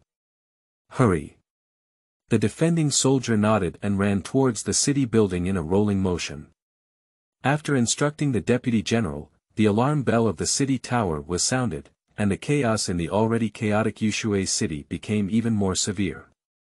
In the forest outside the city, Zhong Lin drove his horse and gazed at the brightly lit Yushui city. Burning boulders passed over his head, and rows of cavalry stood guard behind him. Moving forward, dozens of 20-foot-high projectiles were preparing for the next round of attack, and more than a dozen soldiers were working together to push and roll giant stones that were half a person high onto the launch pads of the projectiles, skillfully pouring fire oil on them. Another round of throwing stones will be fired, focusing on the breach of the left city wall. When the gap expands, the infantry shield will attract firepower, and cavalry will attack from the gap. The deputy general behind Zhong Lin obediently shook the torch in his hand. In just one night, Yushui city was breached, and the 13,000 yuan garrison retreated from the west gate overnight. Yueguo took the first step in the western expedition to Tianjin and also opened a chapter of chaos. If you like it, please provide some support. If there are any negative aspects, you can also point them out directly. I will humbly accept them. End of this chapter. Chapter 6. New Army's First Victory. You are listening at novelfull.audio. Chapter 6. New Army's First Victory. The next day, on the mountainside of Qibei Mountain, at the entrance of the bandit stronghold. The White Knight City could never have imagined that this group of child soldiers had such combat power. With only one charge from 3,000 cavalry, they scattered the formation of 8,000 bandits on the opposite side, instantly crushing the army, leaving only unilateral slaughter. Last night, Zhong Yao did not adopt the strategy of dividing troops to launch a surprise attack on the rear of the bandit stronghold. He insisted on attacking 300 to 800 from the main entrance. Mangfu. Brave but not strategic. Stupid. No brain. These few words were still cursing at Baiyi City before going to bed last night. Shouldn't it be, this red-back mountain bandit army is so incompetent. Watching the unilateral slaughter at the gate of the fortress, Baiyi City couldn't figure it out. These were the bandits from the Red Back Mountain who were well defended and couldn't leave the city. How could they be like little white rabbits in front of this group of child soldiers? The big ones were only in their early 20s, and the small ones were only 16 or 17. Seeing that the outcome had already been decided, he couldn't help but count the food in his pockets. In just 2 days, he collected the supplies from the village, so he shouldn't have to go hungry anymore, mainly because it was really unpleasant. The battle at the entrance of the mountain fortress continued, and Zhong Yao's silver-armored white horse slowly drove out of the battlefield with a trace of dust and smoke, with bloodstains on its armor and mounts. Cut and attack the bandits on the left side of the perimeter. Blue Sky leads a team to attack from behind, don't let any of them run away. Zhong Yaolin reminded him of the tactics. I saw him holding a gun in one hand and pulling 2 heads with the other hand. Blood was still dripping on the heads, and he ran straight towards the White Knight City. For Zhong Yao, the battle had already ended. 2 heads were thrown in front of White Knight City, watching the heads rolling on the ground. White Knight City's fragile stomach also rolled up, and when he got off the horse, he vomited. Zhong Yao. Are you sick? Show me these, Bai Yiqing couldn't help but vomit while cursing. Zhong Yao smiled proudly and said, don't you know the person in charge and the second in charge of Qibei Mountain who made the defenders of Wei City afraid to leave the city? Hurry up, don't want to know each other, Seeing those 2 heads, White Knight City couldn't resist it anymore. Oching, another cavalry rode out of the battlefield towards Zhong Yao and Baiyue City. Baiyue City took a closer look and saw that this was not the young man who came to my house that day to tie me up. What was his name? Yes, Xiang Zheng. Brother Yao, the bandit stronghold has surrendered, shouted Xiang Zheng loudly. Zhong Yao turned his horse and said coldly, the bandits are cruel, leaving no one behind. They will be executed on the spot. Last night, Zhong Yao and Xiang Zheng went to inspect the surrounding villages that were attacked. The scene was truly a human purgatory. Every poor village without food or wealth was slaughtered, and Zhong Yao had no intention of saving their lives from the beginning. Yes. Upon hearing this, Xiang Zheng was undoubtedly very excited. He turned around and ran towards the battlefield, blowing a sharp whistle that varied in length, pause, and extension. It was a unique signal whistle of the new army. Upon hearing one of them not leaving, White Knight City looked at Zhong Yao in shock and realized that he had not actually learned much about this long-time friend. Is it a bit cruel? They all surrendered. Kill all? White Knight City asked cautiously. Zhong Yao nodded and said, yes. The battle at the village gate had already come to an end, and the living bandits threw away their weapons and were gathered together with their heads in their hands. Soon after, there were waves of mournful screams, which frightened the White Knight City. However, in Zhong Yao's ears, it was more pleasant than any art music. Suppressing violence with violence is undoubtedly the most effective means. On the way back, I counted the casualties and reported them to Zhong Yao. There were over 30 serious injuries and hundreds of minor injuries. This result left White Knight City dumbfounded. He secretly inspected these young faces, all serious and reserved, not at all like a teenager should have. How did Zhong Yao train when he was in his teens? Like killing a god in hell. Yao, how did you manage to kill 8,000 bandits with just this little injury? Morale, Zhong Yao answered calmly as he wiped the blood stains on his silver armor with a plain cloth. Morale. On the battlefield, the panic dispersed, but it was just a herd of cattle and sheep waiting to be slaughtered, regardless of size. 3,000 wolves and 8,000 sheep, can we compare? If there is a nod of awakening in the White Knight City, this metaphor is quite appropriate. By the way, Yao. So what's going on?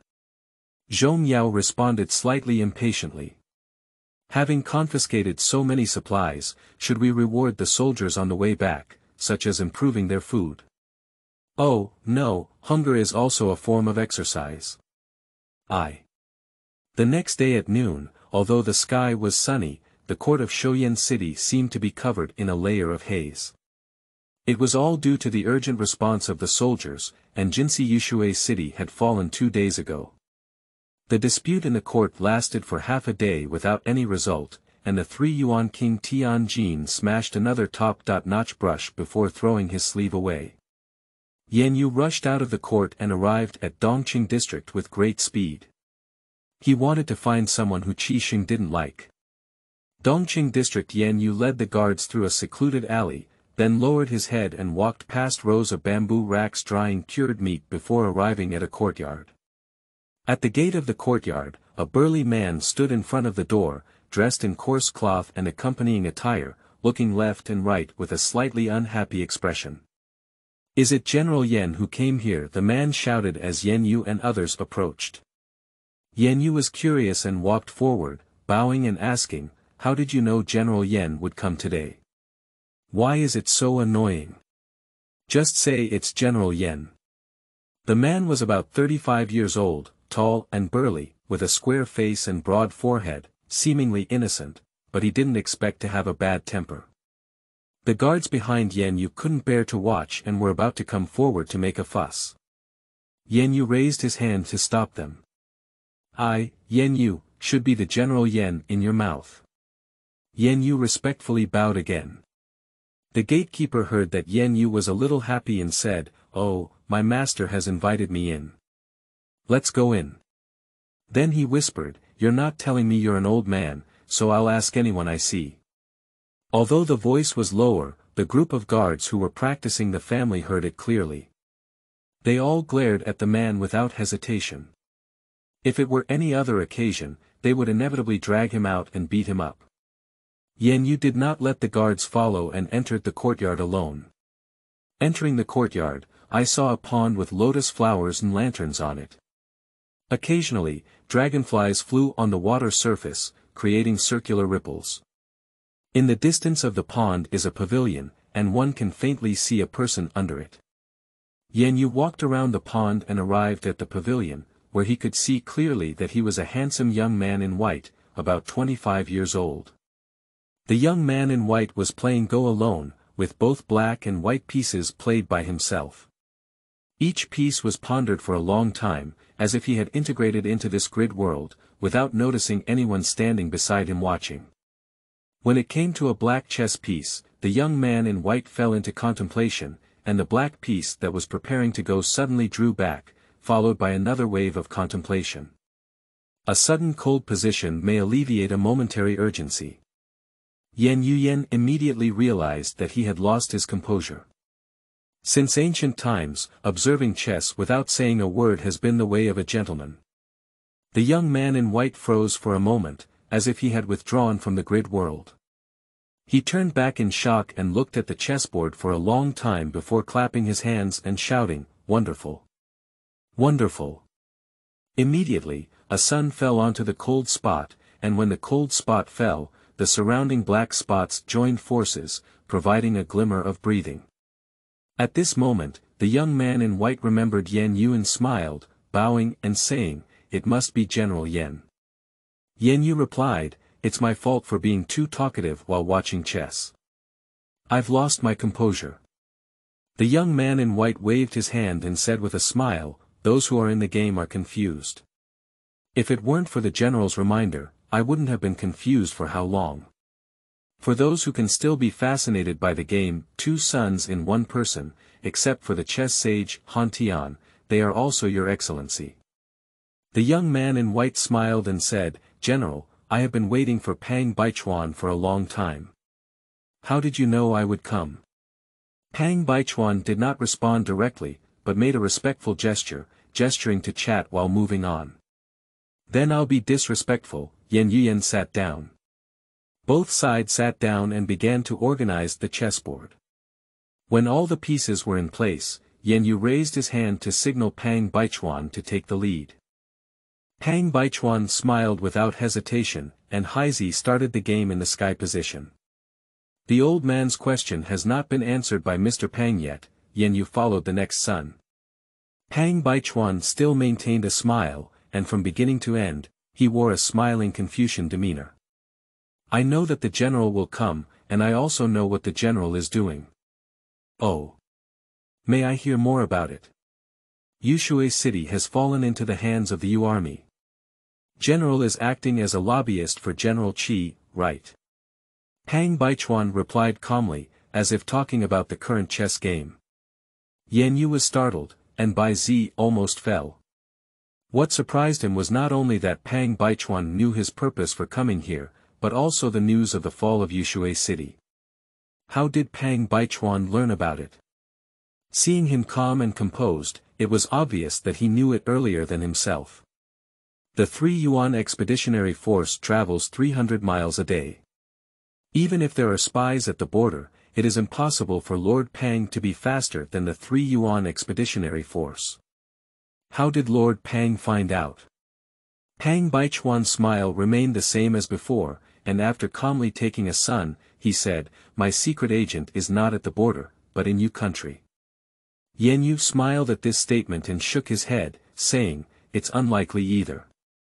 Oh, General, why is it impossible? Pang Baichuan looked away from the chessboard at Yan Yu and asked with great interest. The spies sent by Sanyuan to Yu country tried their best to imitate Yu people in terms of body shape, appearance, even speaking in living habits. However, 7 days ago, the spies' flying pigeons were released and their contact was cut off, indicating that these spies had long been targeted by Yu people. Pang Baichuan smiled calmly and said, I have my own way. If the light illuminates the front, it will inevitably leave a shadow behind. Yan Yu's brow furrowed slightly. He didn't like this vague way of speaking. He was a martial artist and liked to speak in detail, which was also the reason why he didn't like literati. Although he didn't like it, the withered disciple who closed the door in front of him did give him a hint of surprise. He remained calm and confident, as if everything was within his expectations. With the heart of a tiger and a wolf, is Mr. Pang willing to come out of the mountain to help? Pang Baichuan shook his head calmly and said, I am inexperienced, and have no intention of going out of the mountains. However, if the general also likes chess, I am willing to accompany him. After seeing Pang Baichuan like this, Yan Yu pondered for a moment and picked up a character from his position, saying, Yushui has been lost. Where do you think Yu Jun's next goal will be? Pang Baichuan twisted his son and smiled slightly, I think the next step for Yu's army should be to worship Shuicheng. Yan Yu didn't quite agree and shook his head, saying, I don't think so. Once Shui City west of Yushui is captured by the Yu army, Fengshui City and Weishui City will be like things in the Yu army's possession, with no barriers to defend. Although there is a possibility of breaking through the situation in Enshui City, there is also a risk of being attacked from both sides. The Yu army would not adopt such a radical approach once every 10 years, Pang Baichuan calmly retorted. At this moment, a blue smoke arrow accompanied by a loud explosion pierced through the sky, which was the unique signal of the king urgently summoning Yan Yu. Upon seeing this signal, Yan Yu quickly abandoned his son and bowed, saying, this is an urgent matter. Yan will come back to ask Pang Gongzi for advice one day. Pang Baichuan also stood up and saluted, General, please do as you please. Just as Yan Yu was preparing to leave, Pang Baichuan's voice sounded from behind. General, I dare to assert that Baishui City may have fallen. Upon hearing this, Yan Yu was taken aback and turned around, clasping his fists and bowing before rushing towards the palace. Pang Baichuan did not guess wrong. After Zhong Lin led the 60,000 Yu army to capture Yushui City, they did not even rest. They immediately launched a surprise attack on Baishui City, and in just 2 hours, they broke through the city and entered. In just one day, the 2 cities on the western border of Tianjin were completely lost. Qi Sheng's original plan to defend the 2 cities of Yushui and Baishui has been broken, and the situation is no longer favorable for Sanyuan. Although Yan Yu didn't really like literati like Pang Baichuan really surprised him, as if all the movements were in his sight. Let's go to the courtyard again. Yan Yu quickly stepped onto his mount as he left the palace. He had made up his mind to invite this young man out of the mountain no matter what. The analysis of the behavior of the big silver dragon fish reader has greatly inspired me, and I also hope that if other readers find any problems, they can directly comment or send them to me. I will listen carefully and responsibly to opinions, and with the attitude of nurturing children, make this novel more perfect and perfect. End of this chapter. Chapter 7. Night Raid. You are listening at novelfull.audio. Chapter 7 Night Raid. In the city of Baishui, the inner hall of the city was set up as the central military account for the Yu army.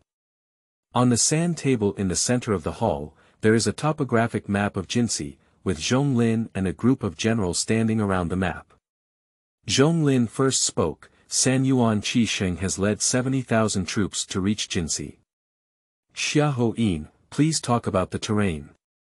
If there are 3 routes leading to the inland area of Jinsi, there are Baishui City and Yushui City. Xiahou Yin, a cavalry refining general, nodded. He was fat, with a beard all over his face, and was about 40 years old. As a former Yu from Jinsi, he was quite familiar with this land.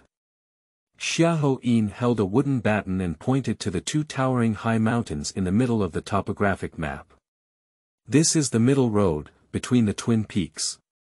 The road is flat and suitable for cavalry, but both sides of the road are narrow and easily blocked. Xiahou Yin then moved the wooden baton westward to a location where blue flags were planted and continued. Once you pass the twin peaks, you can directly reach Fengshui City. This is where the San Yuan grain storage equipment is stored. Xiahou Yin's baton moved northward and said, to reach Fengshui City in the northwest, you need to cross the Honghe River. However, the light cavalry reported that the only bridge crossing the river, Hongyang Bridge, has been burned down by the enemy. Then the baton moved towards the south of the sand table and said, the southern passage is a plain, leading directly to the surrounding water city. However, the western side of this area is high, and the terrain is unfavorable to our army. After listening, all the generals looked towards Zhong Lin, waiting for the general's decision. Zhong Lin didn't speak and silently circled the sand table map. After a long time, he spoke up and said, it's difficult to enter all 3 directions. Do you have any good ideas? The other generals were unfamiliar with the terrain in western Tianjin and looked at each other without speaking. At this moment, Zhong Lin shifted his gaze to Xiahou Yin. What is General Xiahou's opinion? Xiahou Yin put away his wooden stick and said, although the Rainbow River is not deep, its surface is too wide. Without boats, it is basically impossible to cross it by force.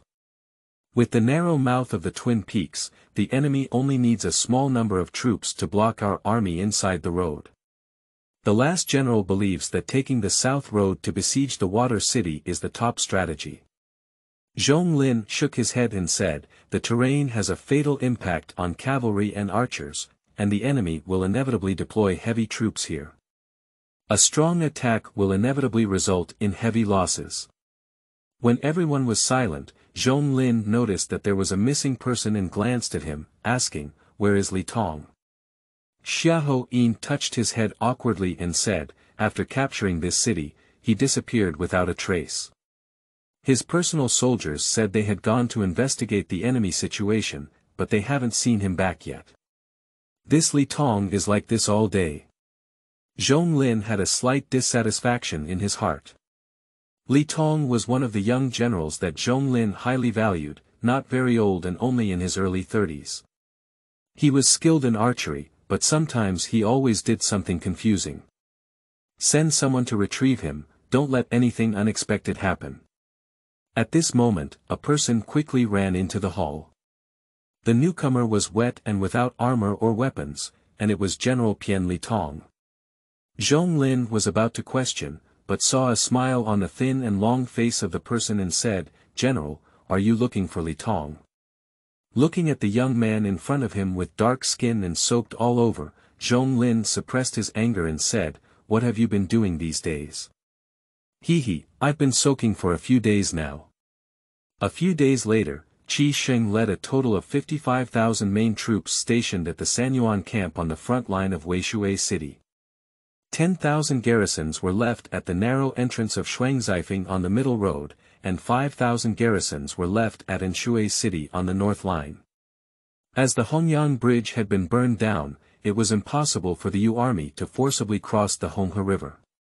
As expected by Qi Sheng, at noon that day, cooking smoke could be seen faintly rising 10 miles east of the main camp of the 3 Yuan army. Inside the tent, Qi Sheng paced anxiously, feeling his belly, while the other generals stood silently waiting on the side. Report. An urgent order was given outside the camp, and Qi Sheng waved his hand to signal the light soldiers to enter the tent. How many troops? As soon as the light soldiers entered, Qi Sheng couldn't wait to ask.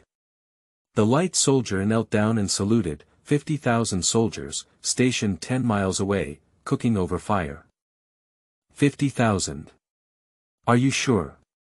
The light soldier nodded in affirmation and replied, based on the scale of the camp and the cooking smoke and fire, 50,000 yuan is not wrong. You go down. Qi Shengchang let out a sigh of relief, feeling a little relieved. The San Yuan army had an absolute advantage in the terrain here on the southern front. As the light troops retreated, Wei Shu, the deputy general beside Qi Sheng, advanced and said, "General, is there any deception?" Qi Sheng shook his head and said, "Don't worry, the northern and central routes are stuck, and the Yu army can only launch a strong attack on this southern route." Then Qi Sheng sternly said, "General, do a good job of mobilization and never let Yu's army go further west. I will obey your orders." At midnight, the city of Anshui. The sky was already dark and gray, and on the banks of the Rainbow River outside Anshui city, a patrol team of about 15 members of the 3 Yuan army slowly approached with torches. Another stationed soldier saw someone and immediately felt better. It was time for a change of defense, and they could go back to sleep. Be careful, if there is any abnormality, immediately launch a rocket to report to the police. The patrol captain who was originally stationed handed a black arrow in his hand to the person in charge and warned. The bulging package in the middle of the black arrow body is made of a mixture of saltpeter and black powder. Once fired at high speed, it will rub and catch fire, producing a firelight. The 3 Yuan soldier who took the black arrow casually said, "I know, didn't you hear what the soldier over there said? The main force of the Yu army has gone to Nandao." After the change of defense, some of these soldiers abandoned their guns and sat down, while others whispered in whispers. After all, the enemy was in the south, so what could happen here? At this moment, a silent circular ripple appeared on the pitch-black river surface, and black-clothed people quietly peeked out. They held short knives and wooden bows on their backs, touching the shore from the side, and then slowly circled around these 3 Yuan sentinels. The 3 Yuan patrol team was still chatting about where to drink flower wine tomorrow, which singer was the most beautiful, and occasionally burst into laughter, without noticing any danger approaching. A group of people in black approached stealthily, each selecting their target, then covering their mouths, cutting their necks, gently releasing them, and completing the task in one go. 15 patrol soldiers were killed on the spot before they could react, without even making a strange sound. The torches in hand were also taken by the black-clothed man, and other nearby 3 Yuan patrol teams would have doubts because the flames suddenly disappeared. Li Tong found the black arrow on one of the corpses, and the other people in black gathered and made a gesture of no problem.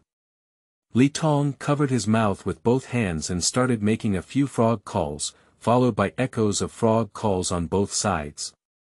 Li Tong closed his eyes and listened attentively, counting the echoing frog calls around him, with a hint of joy on his face. The other groups have also succeeded. You go collect the black arrows and have them withdraw to the other side of the river. However, at this moment, a black arrow with fire suddenly roared up, creating a long and bright flame in the gloomy sky. Li Tong looked up and was surprised in his heart. Sorry, one group failed. At this moment, another rocket pierced through the sky, and there was still one group that was not successful. Li Tongxin tugged at it again, and as expected, the plan could not keep up with the changes. However, there was not much time for Li Tong to think at this moment. He looked at the black arrow in his hand, gritted his teeth, and the black arrow arched towards the sky, shooting towards the sky. Before the two bright flames in the air disappeared, another one appeared. After shooting, Li Tong whispered to the other black-clad men, "Send the signal, let the other teams shoot the signal arrow. Quick!" The black-clad men nodded, covering their mouths with both hands and making frog calls. Aching, 1 rocket, 2 rockets, 3 rockets and 4 rockets shot continuously into the mid-air, like dark canvas painted with lines of light. Li Tong grabbed one of the black-clothed men and said, "Hurry back and tell General Zhong that their plan is ahead of schedule." In Enshui City, the dozing defenders were awakened by the first firelight. The defending commander, Lian, rushed to the city tower in disheveled clothes and saw the second firelight, followed by the third, fourth, and finally the sky full of flames. "What's the situation? Is Yu Jun here?" Lian asked in surprise. The defenders looked bewildered and shook their heads vigorously. "Waste. Hurry up and send the emergency troops to General Qi for support. Hurry up." On Li shouted as he pulled at the defenders and pushed them away heavily. The defending army hurriedly climbed up from the ground and ran towards the city. Without hesitation, On Li decisively sounded the alarm bell. The camp in the city was originally pitch black and began to light up. After knocking, On Li's eyes were fixed on the Rainbow River outside the city. It was pitch black, and apart from the gradually weakening flames in the mid-air, he could see nothing. At this moment, the old city gate on the west side of Enshui City slowly opened with a creaking sound, and 3 fast horses flew out. They were light cavalry scouts heading to besiege the water city for help. The flames in the sky have almost disappeared, but the Rainbow River outside the city has mysteriously returned to calm. Li An's eyebrows furrowed, something is wrong. Immediately, he rushed down the city tower and said, "There's something fishy. The cavalry company is following me out of the city." When On Li and the cavalry arrived at the river with torches in hand, the river was empty except for a corpse of their own patrol soldiers. "I've been tricked. Send more scouts, we must catch up with the first batch of scouts seeking help." On Li broke out in a cold sweat. The enemy was a light soldier crossing the river to deceive On Li for help. On Li finished speaking and roared as he ran towards the city. Not long after Lian entered the city, the old gate to the west slowly opened again, and 3 riders flew out, faster and faster than the first wave. The clattering sound of horse hooves echoed through the night, causing the night birds to fly and insects to silence. When the second batch of light cavalry scouts rushed to the outside of the city, Li Tong and a group of black-clothed men suddenly stood up in the grass by the roadside, with their bows and arrows full facing the 3 Yuan light cavalry scouts. "Let go!" Li Tong whispered, first releasing an arrow, and a light cavalry scout fell in response. Then another cavalry soldier was hit by several arrows and fell to the ground unable to rise. When they saw both of their accomplices fall, the remaining light cavalry scouts endured several arrow wounds on their bodies, gritted their teeth, squeezed their legs with force, and rushed past. "Still running. General, I missed one." Hearing the sound of horse hooves, the man in black next to him reminded Li Tongdao.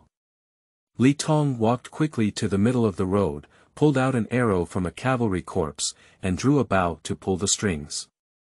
He slowly closed his eyes, his ears twitched slightly, and the clattering of horse hooves in the dark night seemed louder. When the sound of whoosh rang out, the hearts of the black-clothed people were raised to their throats, followed by a muffled groan in the distance, followed by the sound of cavalry falling to the ground. If it weren't near the enemy city at this moment, a group of black-clad people might have cheered and roared wildly. Li Tong lowered his bow and pulled out several arrows from the body, facing the group of black-clothed men who arrived. Keep watch for another hour to prevent the enemy from sending out scouts again. End of this chapter. Chapter 8. Two Armies Game. You are listening at novelfull.audio. Chapter 8. Two Armies Game. The next day, Qi Sheng packed up and checked out early. He looked at the guard at the building post and asked, "Has there been any movement in the Yu army?" The guards on the watchtower waved the yellow flag, indicating that the enemy had not moved. "It's strange, there's no night raid or battle. What's Yu Jun's plan?" Qi Sheng muttered to himself, feeling that something was wrong. At this moment, the other generals had already paid their bills and chattered around Qi Sheng's side. "Qi Lao, it seems that Yu Jun has no intention of launching a strong attack. What should we do?" "Send troops," said the old general. Qi Sheng raised his hand and said, "No, just observe the changes." Upon hearing Qi Sheng's words, the generals looked at each other in confusion. In the past, General Qi was more belligerent than anyone else.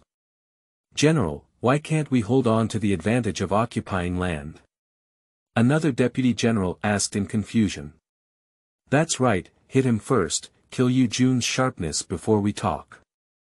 Qi Sheng stroked his white beard and had no intention of paying attention to them. When it came to fighting, he felt more itchy than anyone else. However, when the army was about to leave, Yan Yu gave countless warnings and only defended without attacking. Seeing the generals chattering incessantly, Qi Sheng's face darkened and he cursed loudly, "Get back to your position. It's annoying. If you keep making noise, I'll reward him with 20 big boards." The generals are all quiet, scattered in a gloomy manner.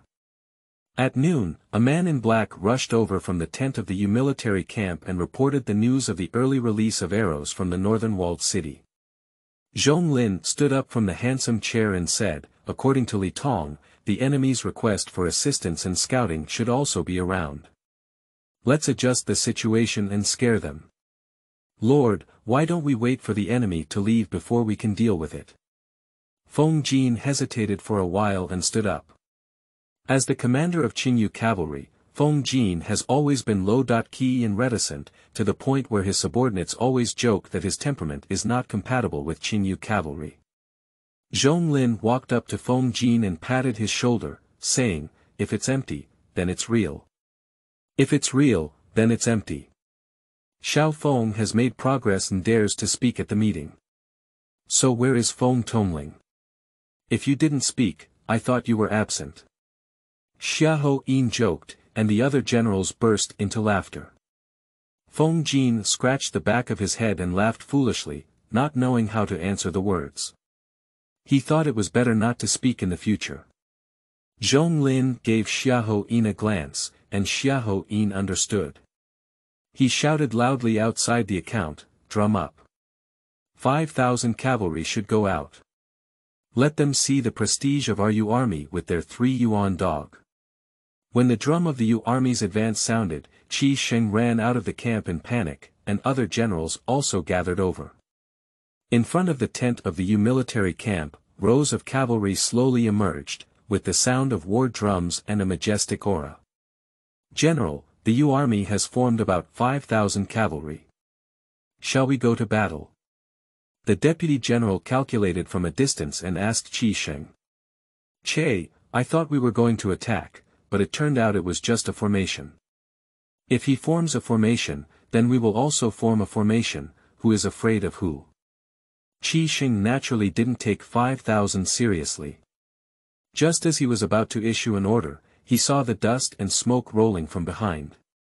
The 3 cavalry with disorderly steps rushed in from the north gate of the camp, and they were the first batch of light cavalry scouts seeking help in Enshui city. The deputy general first received 3 scouts, inquired in detail, confirmed their identities, and then released them. The scouts arrived at Qi Sheng's horse and reported the news of Enshui city one by one.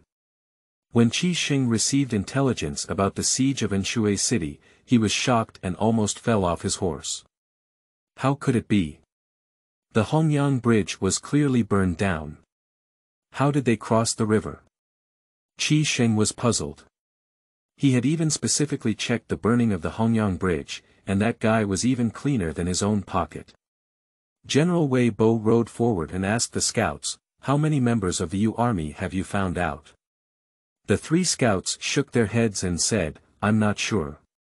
When we left the city, the enemy had not yet attacked, but the 11 Black Arrows of the river patrol team took off one after another, so there should be a considerable number of people." After a moment of contemplation, Wei Bo looked at Qi Sheng and said, "Qi Lao, what should we do? If the main force of Yu state really crosses the river, then Enshui city will definitely not be able to be defended." Qi Sheng was also very anxious, and at this moment he could only pretend to be calm and reply, "I don't believe that the Yu army can cross the river. How could such a huge army make so many ferries overnight?" Wei Bo looked at the scout and asked, "Can a raft cross the river?" One of the scouts nodded and said, "The Rainbow Channel is wide, but the water is not deep. A raft can handle it." "Qi Lao, is there a situation where if the Yu army predicts that our army will destroy the bridge and make the raft in advance?" Wei Bo looked at Qi Sheng and expressed his own speculation. This statement plunged Qi Sheng into contemplation, and it was not impossible to cross the river by raft. Seeing Qi Sheng still hesitating, Wei Bo pointed to the cavalry formation of the Yu army and said, "Qi Lao, there's no time to hesitate. It's urgent. If the 5,000 Yu army in front of us were just a cover, once Enshui city is lost, Fengshui city may not be able to be preserved." This statement completely awakened Qi Sheng that Fengshui city is a place for storing grain and equipment in Jinsi. Once lost, logistic supplies will be completely cut off. Wei Bo continued, "There used to be a garrison of 10,000 troops and 5,000 newly transferred troops in Enshui city, and the high and thick walls of the city should be able to withstand it for a period of time. If it's too late, there won't be enough time." Qi Sheng finally made up his mind and said to Wei Bo, "Wei Bo, you lead 10,000 cavalry bows to stay behind, and the other troops come with me to support Enshui. Hurry." Zhong Lin was inside the camp, looking at the faint dust and smoke in the 3 Yuan camp to the west. He smiled, and the generals behind him also laughed. Qi Sheng was deceived. Zhong Lin turned to look at the generals inside the camp and said, "Qi Sheng is still undecided. He can fight in practice, but when it comes to cunning, he can only be considered a child. Generals, smoke is rising." "Great. General, when will you send troops? Your hands are itchy." Xia Hoyin came forward and teased. Zhong Lin waved his hand and said, "No, wait a little longer, wait until the 3 Yuan army completely moves away. Is this war drum still beating outside? Challenge, continue to challenge." Half an hour later, Wei Bo saw that the war drums on the side of the Yu army had stopped, and his nervous heart slightly relaxed. It seemed that the main force of the Yu army was really not here. And just as he dismounted and prepared to walk towards the inner tent, the sound of Yu Jun's war drums came from behind again, louder and brighter than before. He hurriedly turned around, and when he looked back at the tent of the Yu army, it was no longer the previous 5,000 Yu country cavalry formation. A continuous stream of Yu country cavalry was rushing out of the tent. 20,000, 30,000, 40,000, no, it's 50,000. He roughly calculated and burst into a cold sweat. Trapped. The whole army is on guard. He picked up his gun and flipped over to mount his horse. Then Wei Bo pointed to the 2 cavalry soldiers and said, "You two, hurry out of the north gate and make sure to stop General Qi's army. Tell him that the main force of the Yu army is here, hurry up." 2 cavalry soldiers were ordered to gallop out of the north gate with their whips. Just as they left the north gate, a dense array of feather arrows attacked, and the 2 cavalry soldiers were instantly pricked into hedgehogs and killed on the spot. The guards at the outpost waved the blue flag in panic, indicating that the north gate had been blocked by the Yu army. Wei Bo's last glimmer of hope was completely dashed, and a sense of despair surged in his heart in an instant. He adjusted his emotions, gritted his teeth, and roared angrily, hold on to everyone and never let Yu Jun come in. Zhong Lin stood outside the camp driving his horse, listening to the stirring drums of war, knowing that the outcome had already been decided. The target is to surround 2 cities. The strategic stage has passed, and now the generals can freely play. Zhong Lin wiped the sweat on his forehead and had to admit his old age. He then turned his horse and slowly walked back to the camp, unable to sleep for many days. He wanted to sleep well this time. As soon as Zhong Lin spoke, all the generals were extremely excited. Xiahou Yin first spoke, "First Army and Second Army, come with me, first break through the Sanyuan camp and then attack the encirclement water city. Qingyu Cavalry, let's go, Fengshui City." Qingyu Cavalry Commander Feng Jin lifted his silver spear and said sternly. As the commander of the Qingyu Cavalry, Feng Jin was about 40 years old and was brave and skilled in battle. His face was particularly glaring with a cross-shaped scar. Although he was usually quiet and reserved, his radiance only appeared in one place on the battlefield. "Oh my, it's finally our Qingyu Cavalry. It's suffocating me. I wonder why the general didn't start from the beginning. He had to wait until now. That's it. Those 3 Yuan dogs are all gone. Is it gone? What's gone? Leave some for me. Do you want to leave a mother-in-law for you? Ha ha ha." The Qingyu Cavalry, known as the noblewoman on the back of her horse by you people, although the noblewoman speaks a lot, she is no less capable of fighting than the village women. End of this chapter. Chapter 9. Yueguo Qingyu Cavalry.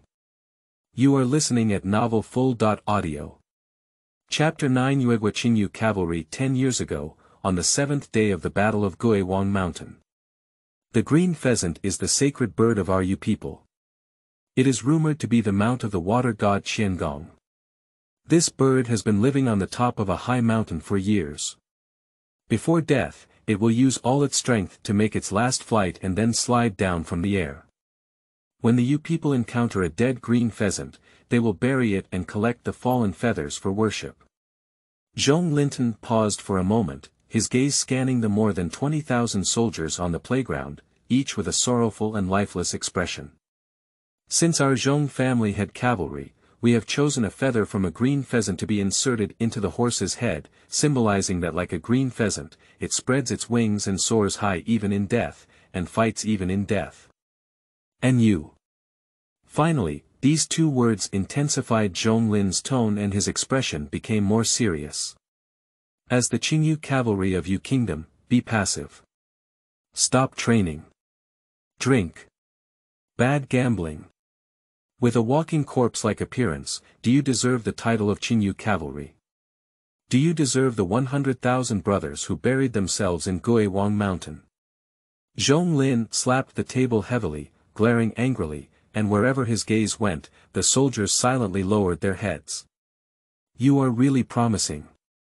Do you know the youngest age of the new recruits on the training ground now?" Zhong Lin clenched his fist with one hand and extended 4 fingers with the other. 14 years old, 14 years old. If 3 Yuan hits now, these kids will have to go up and fight against them. Zhong Lin took a deep breath and eased his mood. "I know you have a guilty heart. If Qingyu Cavalry didn't fight with the 1st and 2nd armies to send troops back then, it would have been Qingyu Cavalry who died in the flames, not the 1st and 2nd armies. You feel sorry for them, don't you? But they have already sacrificed for the country, and you are still alive, living like zombies." Zhong Lin sighed and slowly walked down the high platform towards the entrance of the camp. As he bid farewell, he turned around and left a sentence behind. "The Zhong family does not raise useless soldiers. You will receive sufficient retirement salaries and soldiers' battles. I, Zhong, wish everyone a bright future." Zhong Lin had already left the camp, with only the 20,000 Qingyu Cavalry still sitting silently without any intention of leaving. At this moment, a sobbing sound sounded, followed by another sobbing sound, and more people began to sob. "If you want to cry, just cry," said Fang Weihong, the commander of Qingyu Cavalry 1st Battalion, with red eyes. With a startled cry, everyone burst into tears like a flood of floodgates, unable to resist the sadness in their hearts anymore. The sound of crying echoed from the sky. Commander Kai Kong of the 2nd Battalion pounded his chest and burst into tears, shouting, "It was all my fault. It was my suggestion to let Qingyu Cavalry start first. It was I who killed the 1st and 2nd Armies, my brother and father. I deserve to die. I deserve to die." Immediately, Kai Kong drew a sword from his waist and placed it around his neck, ready to commit suicide. Everyone wanted to step forward to stop the situation. At this moment, a strong hand suddenly extended and tightly gripped Kai Kang's sword-holding hand. The force was so great that Kai Kong could not break free. Kai Kong fixed his gaze and saw a young man in his 20s, with a particularly prominent mole on his forehead. "Young General." Kai Kang's call caught the attention of all the soldiers in the audience, and they all looked over at him without hesitation, and the crying gradually stopped. Zhong Yao snatched the sword from Kai Kang's hand and shook his head with a serious expression, signaling that Kai Kang should not do anything foolish. Kai Kang knelt down in a state of exhaustion and cried loudly, "It's all my fault. I killed them." Zhong Yao reached out a hand to touch Kai Kang's head and said lightly, "Live with the will of your father and brother." Then he shouted to all the soldiers in the audience, "With the will of 100,000 soldiers, live on. You are Qingyu Cavalry." The sound was loud and grand, striking the hearts of the soldiers like a spiritual bell. Live with the will of the deceased soldiers. Yes, although 100,000 soldiers have died for their country, their Qingyu Cavalry is still alive, and they must inherit the will of 100,000 heroic souls. Because they are Qingyu Cavalry, known as the 1st Cavalry of Yu Kingdom. In an instant, Feng Wei wiped away his tears and stood on the ground, his gaze becoming resolute. "Major General is right. We are Qingyu Cavalry. The invincible Qingyu Cavalry." After finishing speaking, he tidied up his messy military uniform, swept away his decadence, and walked firmly towards the training ground. "Yes. We are Qingyu Cavalry. That's right. We don't live for ourselves. Live for the 100,000 soldiers who sacrificed their lives for the country." One by one, 2 by 3, they stood up one after another, and finally all the soldiers stood up and followed Feng Wei's footsteps towards the training ground. Not long after, only Zhong Yao stood alone on the empty playground. He turned around to patrol the entire campsite, and the scenes of the former generals of the 2nd Army playing and laughing once again caught his eye. He smiled, and a tear slipped from his cheek and seeped into the corner of his mouth, very bitter. "By Lauda, Xiao Wei, I will inherit your will." In the distance, Zhong Lin on horseback looked at his son's lonely figure, and his worried expression gradually dissipated. Fu Bo drove his horse up and spoke cautiously, "Is the Lord too harsh on the young master? After all, the young master has personally experienced the great defeat of Guiwang Mountain, and the Lord has not even said a word of comfort these days." Zhong Lin shook his head and said, "There are some obstacles that he must overcome on his own." Fu Bo also followed Zhong Lin's gaze and saw Zhong Yao, who was alone in the camp. With a hint of relief, he said, "It seems that the young master has already crossed over. People are like this, without pressure, they can do things with ease." From that moment on, Qingyu Cavalry underwent subtle changes, training became more intense, and words began to increase, even on the battlefield. The 13,000 yuan defending army of Shuangzifeng could never have imagined that the enemy would appear in the rear.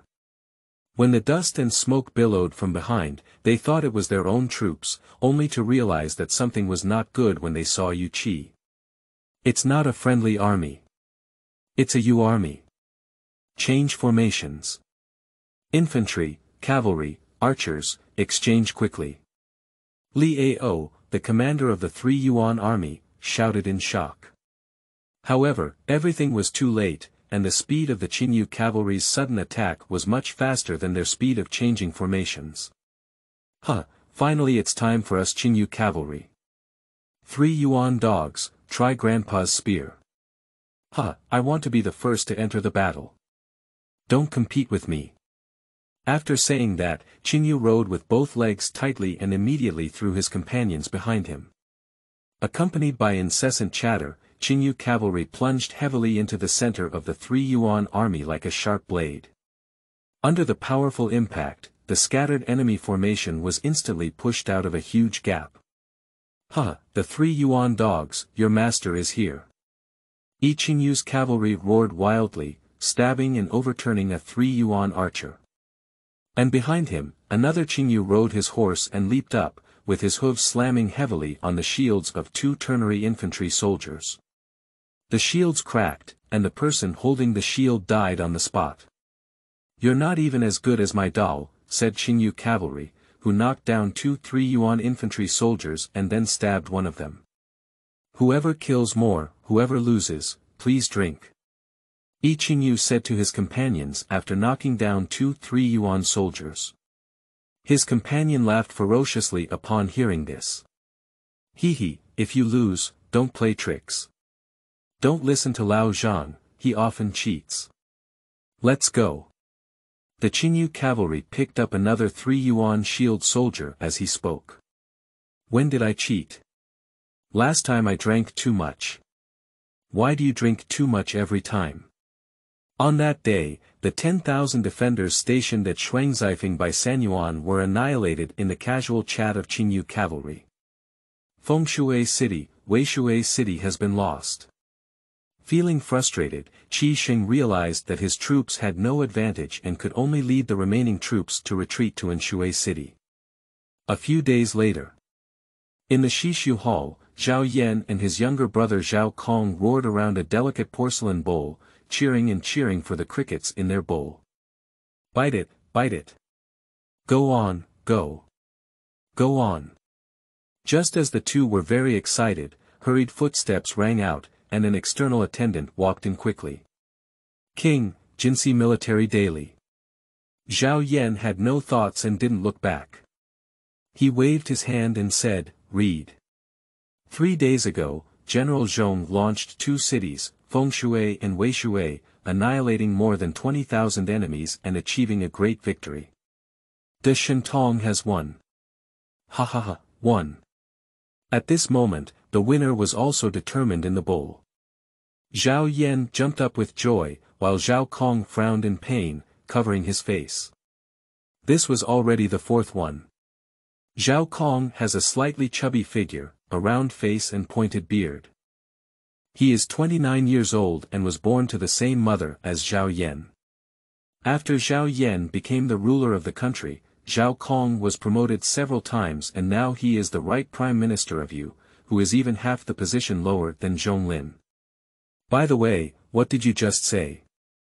Zhao Yan just remembered the military newspaper and asked the attendant to read it again. Upon hearing the victory of Jinsi, Zhao Yan was overjoyed and said, all right. All right. This old man has taken down 4 cities in a row, and he is indeed growing old and strong. Zhao Kong leaned over at this moment and said, Brother Wang, Zhong Lin, who concurrently holds the positions of Prime Minister and General, has repeatedly achieved military success. Shouldn't we be on guard? Otherwise. Zhao Yan shook his head and said, don't worry, younger brother Wang. Mr. Zhong is loyal and loyal. You should know that when his father wanted to change Xiaoyu, it was Mr. Zhong who took the lead in dissuading him. If he had ulterior motives, I wouldn't be able to sit on this throne. Zhao Kongrua thought for a moment and said, that's true, but Zhong Yao, the eldest son of Zhong Lin, has a deep relationship with Xiaoyu. The old are not afraid, but the young are afraid of having ulterior motives. What's wrong with that unlucky and pitiful eldest son guarding him? Come on, do you still have crickets? Keep going. At this moment, the external attendant ran in again with a joyful expression on his face. King, Queen Li has given birth. Upon hearing this, Zhao Yan immediately beamed with joy and stood up to ask, have you given birth? Are you a man or a woman? King, the palace maid is here to report, she is a prince. Prince, I have become a father, I have become a father. Zhao Yan danced happily, and the queen was weak and sickly, unable to conceive. Li Fei had been in the palace for more than 3 years, and now she has finally given birth to a son for him. Congratulations to the king, congratulations to the king. Under the Liangting in the Dongqing district of Shouyan City. The blue smoke arrow pierced through the sky, and Yan Yu stopped his chess pieces. An ominous feeling surged in his heart. Pang Baichuan looked at the sky, then at Yan Yu, and smiled. It seems that there will be no winner today. Yan Yu regained his senses and stood up to salute, saying, Blue Arrow is urgently summoned. I have to return to court again, and we will have a sparring another day. There are 2 urgent issues at present, one is the mainland bandits' invasion, and the other is the Jinsi War. Yan Yu looked at Pang Baichuan with a smile on his face and said, Young Master Pang, why don't you guess what happened to Blue Arrow again? Pang Baichuan calmly put away the chess pieces and said, If I'm not mistaken, General Qi should have been defeated. Yan Yu's expression suddenly became serious. If it were true as Pang Baichuan said, then the problem would be bigger. When Yan Yuzheng was about to leave, he stopped and turned around, saying, Is Mr. Pang still unwilling to come out of the mountain to help? Pang Baichuan shook his head and said, I'm sorry, it's not the right time yet, but I can offer a plan or temporarily withdraw the Yu army. End of this chapter. Chapter 10. Zhong Yao as father. You are listening at novelfull.audio. Chapter 10. Zhong Yao as father in Dianzhou City. Good things happened one after another. First, there was a great victory in Jinsi, and then the palace announced that Consort Li had given birth to a prince. The people under the Zhao surname were exempt from taxes for 2 months, and for a while, the streets and alleys were filled with joy and dance. It can be said that after a long drought, there was a good rain. For Zhong Yao, he had one more good thing than others. He was also going to be a father and got married for 3 years. He had been waiting for this day for a long time. Zhong Yao was nervously crossing back and forth in the hall, with several generals from the new camp following behind him. Wherever Zhong Yao went, they followed him with strictness, just like a follower. Why are you following me around? Sit down. Nervous Zhong Yao looked down, both angry and amused. The Zhongjiajia city Yunshui city is not far from the capital city Dianzhou City, only about 10 miles away. Although the Zhongjiajia city is located in Yunshui, their families are all in the capital city. This is a tradition throughout history, where important officials and their families gather in the royal capital to prevent anyone from plotting rebellion. As the commander of the 1st Battalion of Xining, Xiang Zheng looked nervously at the 2nd Battalion General Lan Tian and asked, Is giving birth to a baby more dangerous than going to the battlefield? You see Yao Gu is nervous. The blue sky shook its head in confusion and said, I don't know, maybe it is. 2 battalion commanders, 117 and 118, looked like young children to ordinary people. They were adept on the battlefield, but as soon as they left the battlefield, it was a different scene. The maid next to her covered her mouth and chuckled. Zhong Yao glared at the maid and said, Go down. Then he looked back at this group of new camp generals, the largest of whom was only the commander of the 3rd Battalion, Zheng Wan, who was 20.1 years old. He pretended to be unhappy and said, I told you not to come. You insist on coming. Can you help me if you come? No one in the camp knows what giving birth to a child is. I heard it's a close call, and my sister.in.law is in danger. Can we not come? The other generals nodded in agreement. Zhong Yao has a headache, these idiots, young master. Young grandmother has given birth, both big and small are safe. The door of the side room in the hall opened slightly, and a maid poked out her head. Zhong Yao and a group of new camp generals stood up nervously.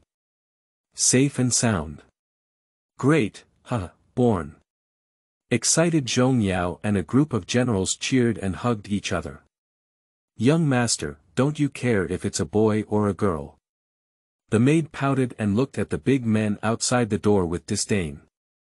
It was the first time she saw a big group of men giving birth, so excited. At this moment, Zhong Yao realized and said, yes. Go away, go away. Make trouble. He quickly pushed away the generals. Zhong Yao looked at the maid and asked, is it a girl or a boy? The maid smiled and deliberately remained silent, while Zhong Yao and a large group of generals behind her eagerly awaited a reply. You're telling me, I'm so anxious. If I don't say I'll beat you anymore, Xiang Jing couldn't help but curse. The maid spat out her tongue towards Zheng and said, all right, it won't bother you anymore. It's a boy. A chubby boy. With a smile, the maid closed the door. At this moment, Zhong Yao's mood was as excited as a believer encountering Qian Gong. He jumped up and shouted, it's a boy. The Zhong family has a queen. Several new camp generals were whispering to each other. Is this happening? Is it dangerous? It doesn't seem like there's any danger either. Hee, it's a boy. Then I can teach the young master how to ride. Then I'll teach the young master the technique of chopping off a person's head with one strike. No, cavalry, marksmanship is the most important thing. It's like stabbing a string of people with a single shot, human meat skewers. The crowd looked at each other and smiled contentedly. Zhong Yao turned around and glared at them, hurry up and go back to training. Don't stand in the way here, get lost. After being driven away by Zhong Yao, everyone could only leave in frustration, complaining that they had not even seen the appearance of the young master before leaving. Zhong Yao looked at their departing figures and his expression suddenly became serious. These children, the matter of finding a school teacher cannot be delayed any longer. After a long time, the midwife came out holding a baby and said with a cheerful face, congratulations to Mr. Zhong for becoming a father. He weighs 7 pounds and will definitely be a big and strong boy in the future. Zhong Yao took the baby and looked at it with straight eyes, reluctant to move it away. The baby's eyes were tightly closed, peacefully sleeping in Zhong Yao's arms, occasionally moving its small mouth. This is my child, hee. Zhong Yao felt this feeling for the first time, feeling that his responsibility was heavier and there were more things to protect. This was the future of the Zhong family, and his body couldn't help but tremble with excitement. Can? Zhong Yao looked at the midwife with suspicion. Sure, the midwife understood and nodded with a smile. Zhong Yao looked at his sleeping son with loving eyes, and then kissed him on the forehead. An hour later, White Knight City and a handsome 28-year-old man came to congratulate them. As soon as he entered the door, the handsome man arched his fist and congratulated, Yao. You have become a father too, congratulations. Chongping Ho. Why did you come? Zhong Yao looked at the handsome man in surprise. Zhao Yu, the Marquis of Chongping, was the half-brother of Zhao Yan, the ruler of the country. The former ruler once wanted to depose Chong Liu and pass the throne to Zhao Yu, but it was only after opposition from the courtiers that the idea was dispelled. After Zhao Yan ascended the throne, he appointed Zhao Yu as the Marquis of Chongping. Zhao Yu knew his elder brother was afraid and rarely stepped out of the mansion. Today, going out really surprised Zhong Yao. Zhao Yu pretended to be unhappy and waved his hand, saying, call me Yu. Chongping Ho sounds awkward. It's only been 6 months since we last saw each other, and I've been separated like this. White Knight City draped their shoulders and shook the wine bottle in their hands, saying, it's rare to have a double celebration today. Yao became the father and jumped out of the mansion. I have brought the wine with me. Today, let's enjoy the wine without getting drunk and not return. Okay, don't go home until you're drunk. Inside the Shishu Hall. What? Zhong Yao has also become a father. Zhao Yu is going to congratulate him. It's unlucky that Zhong Yao has given birth to a son and must be on the same day as my prince. It's really unlucky. Upon hearing Zhao Kong's words, Zhao Yan felt slightly displeased. Zhao Kong frowned and shook his head, saying, "Oh, Brother Wang, this is not the point. The point is that Zhao Yu went to congratulate Zhong Yao." "Oh, Zhao Yu hasn't been out for half a year, has he?" Zhao Yan reacted and said. Wang and Zhong Yao gave birth on the same day. Zhao Yu didn't come to celebrate Wang first, but instead went to Zhong Yao's place. This is very disrespectful. Zhao Yan touched his chin and said, why don't we punish him?" At this moment, the external attendant walked in and presented a gift in his hand. "Just leave the gifts outside, why bring them in?" As soon as the news of Empress Li giving birth to the prince spread, civil and military officials came to congratulate him one after another. The entrance of the West Su Palace was already densely packed with gifts. "Your Majesty, Chongping has entrusted the butler to send a congratulatory gift to your Majesty, reminding you to present it to him immediately." Upon hearing this, Zhao Yan sat down and opened it to see a palm-sized golden tribute statue, exquisitely handcrafted and very magnificent. The Qiangong golden statue made by Xiaoming's workshop is beautiful. Zhao Yu still has a heart. Zhao Yan's displeasure dissipated instantly when he saw that the gift was heavy enough. Zhao Kong seemed unwilling to go through like this, and he continued, "But if he doesn't come to congratulate the king, it's contempt for the king." Zhao Yan looked at the golden statue in his hand and waved his hand, saying, "Forget it, I don't want to see him either." 50 miles outside Fengshui City. In the dark and windy night, on the secluded forest path, the sound of wooden carts crushing the ground kept coming and going, and a grain transport convoy was slowly advancing under the moonlight. Li Tong rode his horse on one side of the team, directing the convoy forward. "Keep up. Hurry up." At this moment, a scout from the front returned and Li Tong went forward to ask, "How about it? Is it safe ahead?" "General, it's safe ahead." Li Tong couldn't help but relax a little and let out a sigh of relief. "Okay, keep exploring." This grain and forage was transferred from the territory of the Zhong family, and Li Tong dare not neglect it. "Yes," the scout agreed and turned around to disappear into the night. A few miles ahead, everything was safe and sound. The alert Li Tong couldn't help but look towards the forest on the left, which was pitch black and quiet. Something's wrong. Li Tong looked up at the sky with doubts, and saw the forest bird flying up faintly. His pupils immediately contracted, and the forest bird and insects were silent, with people inside. He raised his gun and shouted loudly, "Enemy situation. Watch out. Line up." However, it was already too late, and countless sharp arrows in the pitch-black forest shot towards the convoy with the sound of breaking through the air. The enemy suddenly attacked, and before the Yu army could react, a sharp arrow rushed towards them. Countless Yu soldiers were hit by the arrow and fell to the ground, howling in agony.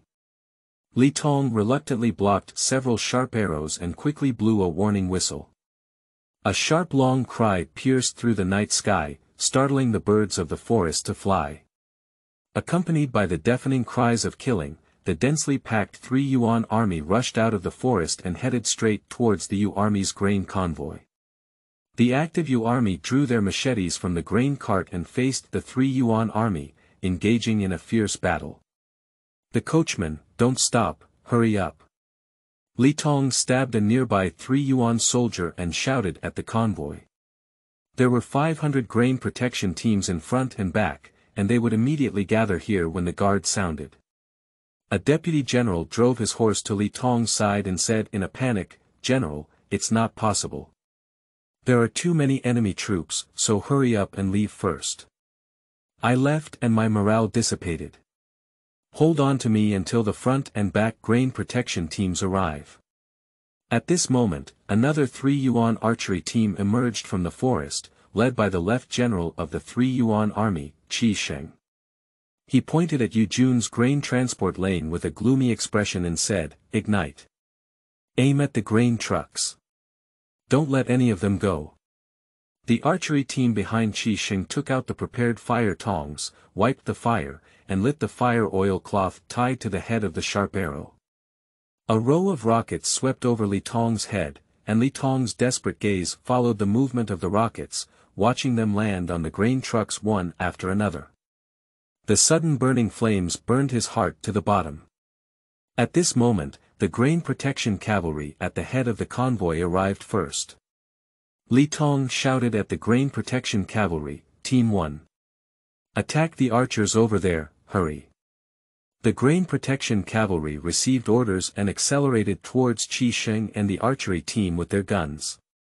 Qi Sheng sneered and waved his hand, saying, block them. As soon as the command was given, an infantry team consisting of shields and long spears on both sides opened up in a grand manner, blocking in front of Qi Sheng and the archery team. The shields were propped up with ground guns, and the spears pointed straight at the roaring Yu army cavalry. An hour later, the battle had already ended, and the battlefield was littered with corpses from San Yuan and Yueguo. More than a dozen grain trucks were still burning, and the aroma of ripe wheat filled the entire forest path. Qi Sheng stepped over corpses and looked at the chaotic battlefield. He smiled as his mood had not been so comfortable for a long time since the fall of Fengshui City and the surrounding Water City. It seems like nobody is watching. It's false to say not to lose, but I won't give up. End of this chapter.